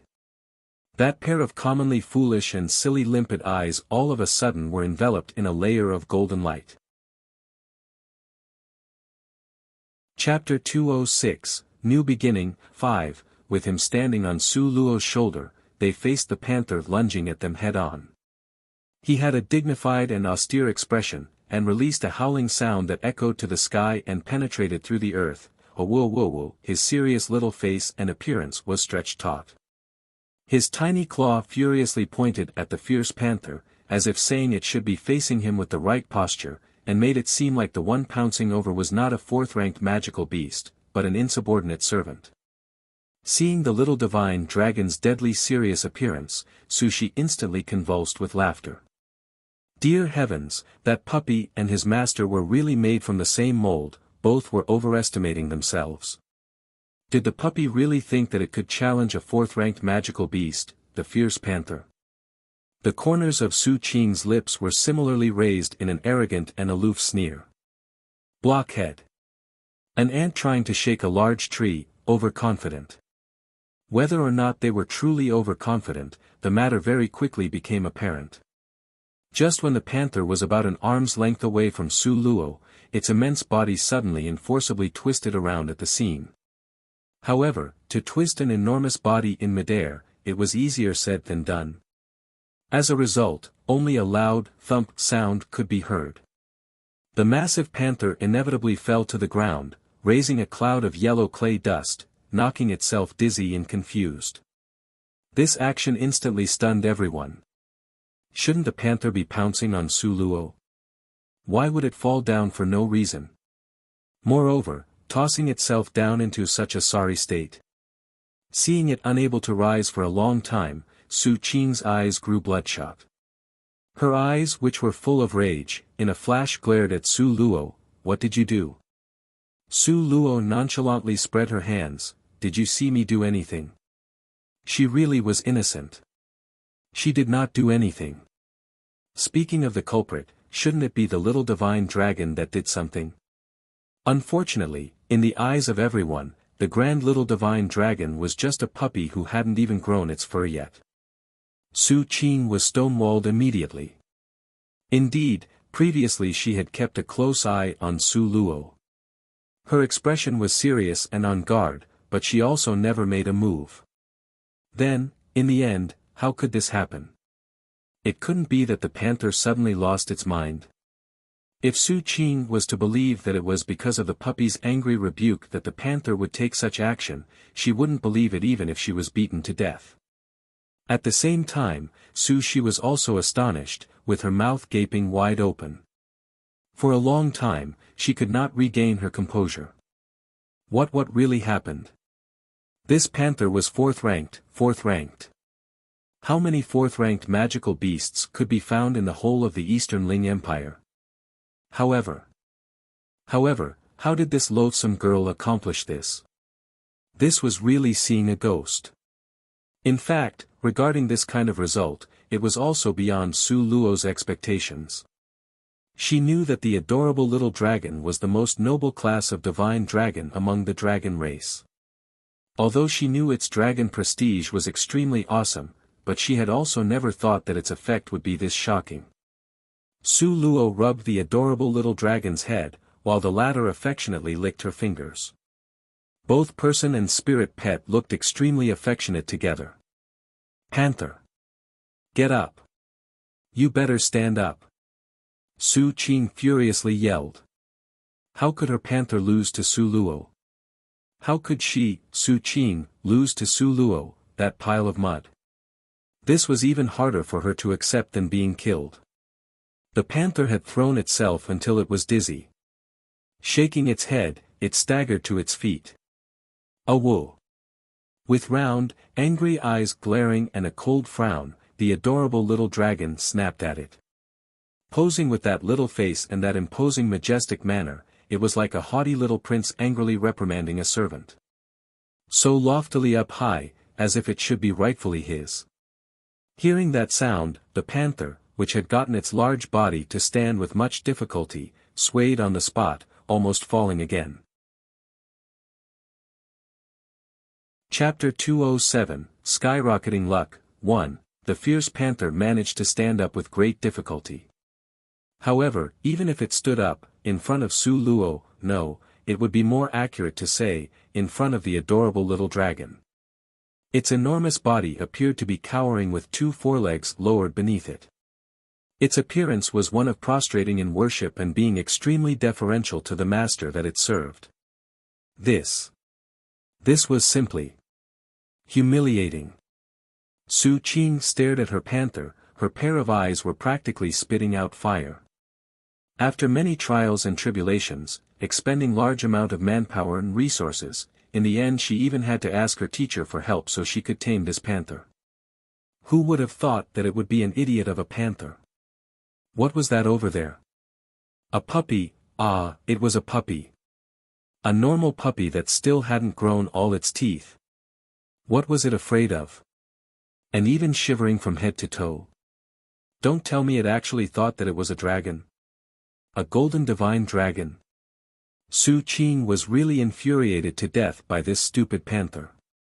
No matter how much she thought of it, she could not understand how this kind of reversal could have happened. Yet, here there was someone at her side pouring salt into her wound. Su Shi could be seen moving closely to Su Qing, tugging at her sleeve with a face full of incomprehension and asked, "Elder sister? Your panther, it's not an idiot, right? An idiot? A panther, which could cultivate to the 4th rank among the magical beasts, could it be considered an idiot panther?" Shut up. Su Qing was obviously in a bad mood. Her beautiful eyes was ablaze as it landed on the panther's body, she concentrated all of her spiritual power within them. Pointing at Su Luo, she was heard, though only faintly, giving an order in an imposing voice, "Go, rip her apart." Even the pampered and willful Su Shi would not dare to go overboard with her in public. Yet Su Qing directly ordered the panther to rip Su Luo apart. TSK, Su Qing was Su Qing. Nobody would think that when comparing viciousness and ruthlessness, among her brothers and sisters, she could be considered number one. Su Luo casually gazed at the panther, believing that even without her needing to act, the panther would help in avenging her. Sure enough, the panther did not disappoint Su Luo. Its misty eyes looked back at Su Qing with a flash of confusion within them, as if it could understand her order. "I said bite her to death." Su Qing raged from being humiliated, pointing at Su Luo and stressed each syllable between gritted teeth. Whether or not Su Luo died was not important to her. Anyway, in her eyes Su Luo was just an ant, there was no need to be concerned about. However, the panther she had spent so much sweat and blood to tame now had a problem. This was the reason for her display of pent-up frustration and irritability. Although the adorable little dragon was still an inarticulate, infant dragon. However, understanding the human language was his innate gift. He naturally could understand what he heard. When Su Qing pointed at Su Luo and repeatedly ordered the panther to bite Su Luo to death over and over again. As Su Luo's spirit pet, the adorable little dragon expressed great anger.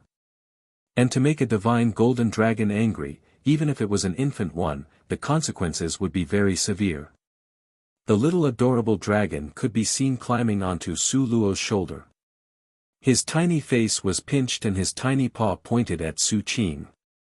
He angrily barked at the panther, "AWO! AWO! AWO! AWO!" No one understood what nonsense this little thing was shouting, but clearly the panther could. Yet on the other side, Su Qing still continued to scold the panther, commanding it to stand and attack, until even Su Luo's chewed-up bones were not left behind. The orders from the little divine dragon and Su Qing both came at the same time, intermingled in the panther's mind. The panther's expression gradually grew anxious, its breathing became heavier and heavier. It appeared more brutal and ferocious. The dangerous atmosphere on its body grew increasingly dense, and increasingly more terrifying. Roar, a deep and heavy dragon cry came from the little divine dragon's mouth. His little body swayed around before he collapsed into Su Luo's arms.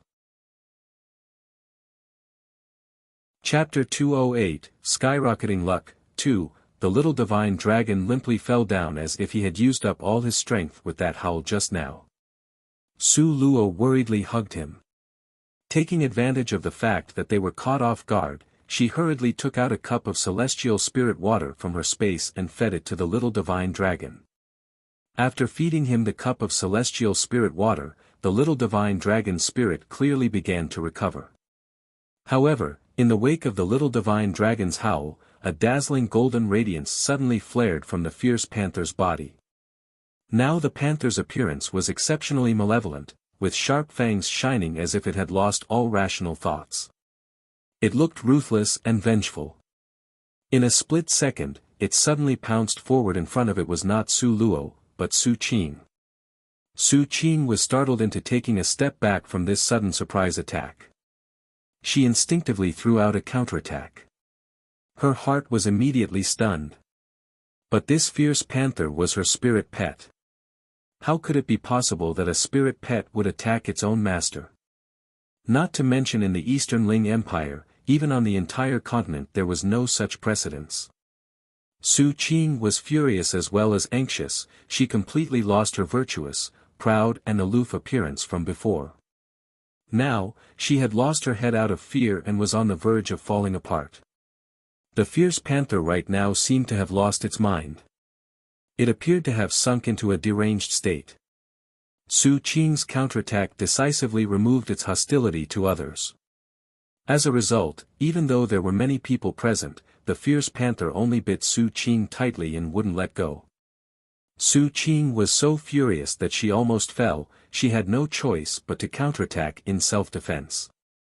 She had been chased by her own spirit pet until she was battered and exhausted. This was indeed the most ridiculously amusing scene under the sky. Losing a priceless fourth-ranked magical beast was still tolerable, but now, this magical beast had turned around and attacked her. This simply made her gnash her teeth in hatred. She nearly vomited out a mouthful of blood. Su Qing was fourth-ranked, and the fierce panther was also fourth-ranked. Speaking in accordance with the continent's customary convention, the same ranked magical beast would be stronger than their human counterpart by a level. And what was more, the current fierce panther was in a berserk state. Its strength had successfully multiplied, climbing up even more. How could Su Qing be its match? One could only see her entire body fall from being heavily pounced upon. The fierce panther who was close at hand, with that huge head nearing and that blood mouth opened wide suddenly bit toward Su Qing's head. Su Qing was scared into shrieking, the sound of her shriek ripping throughout the vast sky. It resonated throughout the entire Su Manor and its courtyards. The Su Qing at this moment had her hair in disarray, clothing ragged, giving the impression of being battered and bedraggled. How could she still have a trace of that distinctly cold grandeur left? Seeing this, Su Luo couldn't help clapping her hand and shouting out. This skill of the little divine dragon was simply too wonderful. His final howl had destroyed the fierce panther's spirit record. The panther, having lost the spirit record, already could not remember who its master was. His attack was entirely dependent on its instinct. Therefore, Su Qing, who was the closest to it, became its tragic victim. Seeing Su Qing's head was just about to be unprotectable, Su Luo's heart secretly speed up. With regards to this snake-like scorpion of a beauty, who since the beginning wanted to take her life, she didn't have even a little bit of a good impression.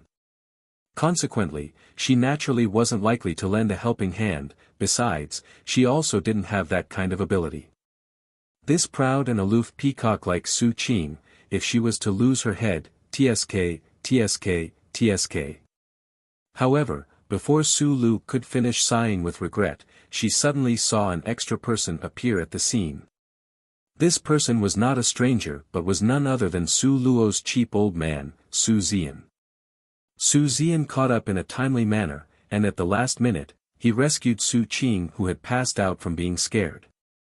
Su Luo knew that with Su Zian present, this time, Su Qing wouldn't die.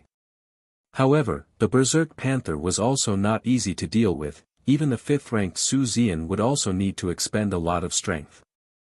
To say nothing of the fact that now, this panther had already gone insane. Within the entire Su Manor, it charged and dashed about in all directions. Whatever stuff it saw, it would destroy, infuriating Su Zian until he almost hopped about with rage. Chapter 209, Skyrocketing Luck. 3. This kind of disorderly battle, it was better that she didn't get involved. Once Su Luo thought this far, her footsteps slowly moved back in withdrawal. Taking advantage of Su Zian being engrossed in battling the fierce panther, fuel was added to the soles of her feet as she rapidly slipped away. Capable of making that haughty Su Qing disheveled and miserable to such a degree, surely it was more difficult to bear than killing her, right? Recalling this, the corner of Su Luo's mouth pointed up even higher. Evidently, her mood had become quite good. Within the Su manor, the panther's rampage resulted in scenes of devastation. In contrast, Su Luo strutted out the door with the little divine dragon in her arms. Su Luo thought of that pile of gold coins in her space heaped up into a small hill, and she decided to directly go and bet on crystal stones. When the crystal stones were extracted from the mines, it was wrapped up in a thick layer of weathered rocks. Even people with high cultivation weren't able to sense whether a crystal stone existed through the layer of rock. Only after cutting it open would you find out. As a result, the industry of gambling on crystal stones was born. In the regions with crystal stone mines, the odds in these gambling halls were slightly higher, at about 1,000 to 1. However, at regions further away from the crystal stone mines, the odds of the bets would become very low. It probably wouldn't even reach the odds of 10,000 to 1. This job of gambling on crystal stones, if you win, you could get rich overnight. If you lose, you might squander the family fortune and go bankrupt. As to gambling on crystal stones, it was basically 10 bets with 9 losses. Even if you win, it might not necessarily be a huge windfall. However, Su Luo was very self-confident. Her self-confidence was not because of herself, rather, it originated from her belief in the little divine dragon. The little divine dragon had an automatic treasure hunting ability. He could sense if the source stone contained a crystal stone or not, as well as its grade. Su Luo was not fond of gambling. However, she urgently needed crystal stones for cultivation purposes. Therefore, she naturally wouldn't let this kind of easy pickings to slip by. Along the way, she asked for directions. Su Luo directly arrived at the capital's biggest source stone marketplace. The marketplace was huge, it was about 10 times bigger than a soccer field.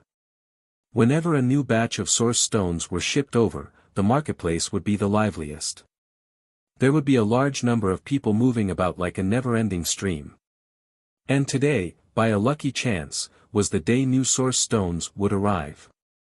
Su Luo had really caught this opportunity by chance. Su Luo felt out a gold coin from her clothing. While walking, she would fiddle with it.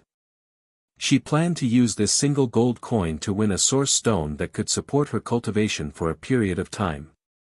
However, a single gold coin could only let her enter and stroll around in the common small stores. She couldn't even enter the larger shops with just a single gold coin. Su Luo looked around along the way. There were many small stores. In addition, there were some shop owners that directly arranged their goods on the ground. "Young lady, want to buy some rough stones? These source stones are all transported directly from the southwest mining area. It didn't make any stopovers along the way. Look here, with this red-colored mark on top, it's extremely likely that this will have a red crystal stone inside."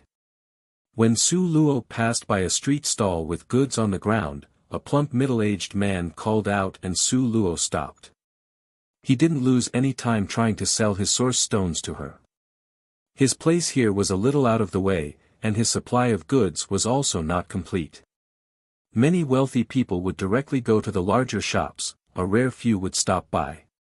However, Su Luo's footsteps stopped, because the little divine dragon in her arms had all of a sudden woken up from its rest.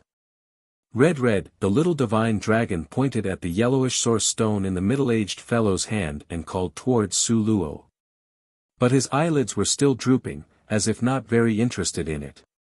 "Are you saying that it's a red-colored crystal stone?" Su Luo became excited all of a sudden and urgently asked the little divine dragon in her head.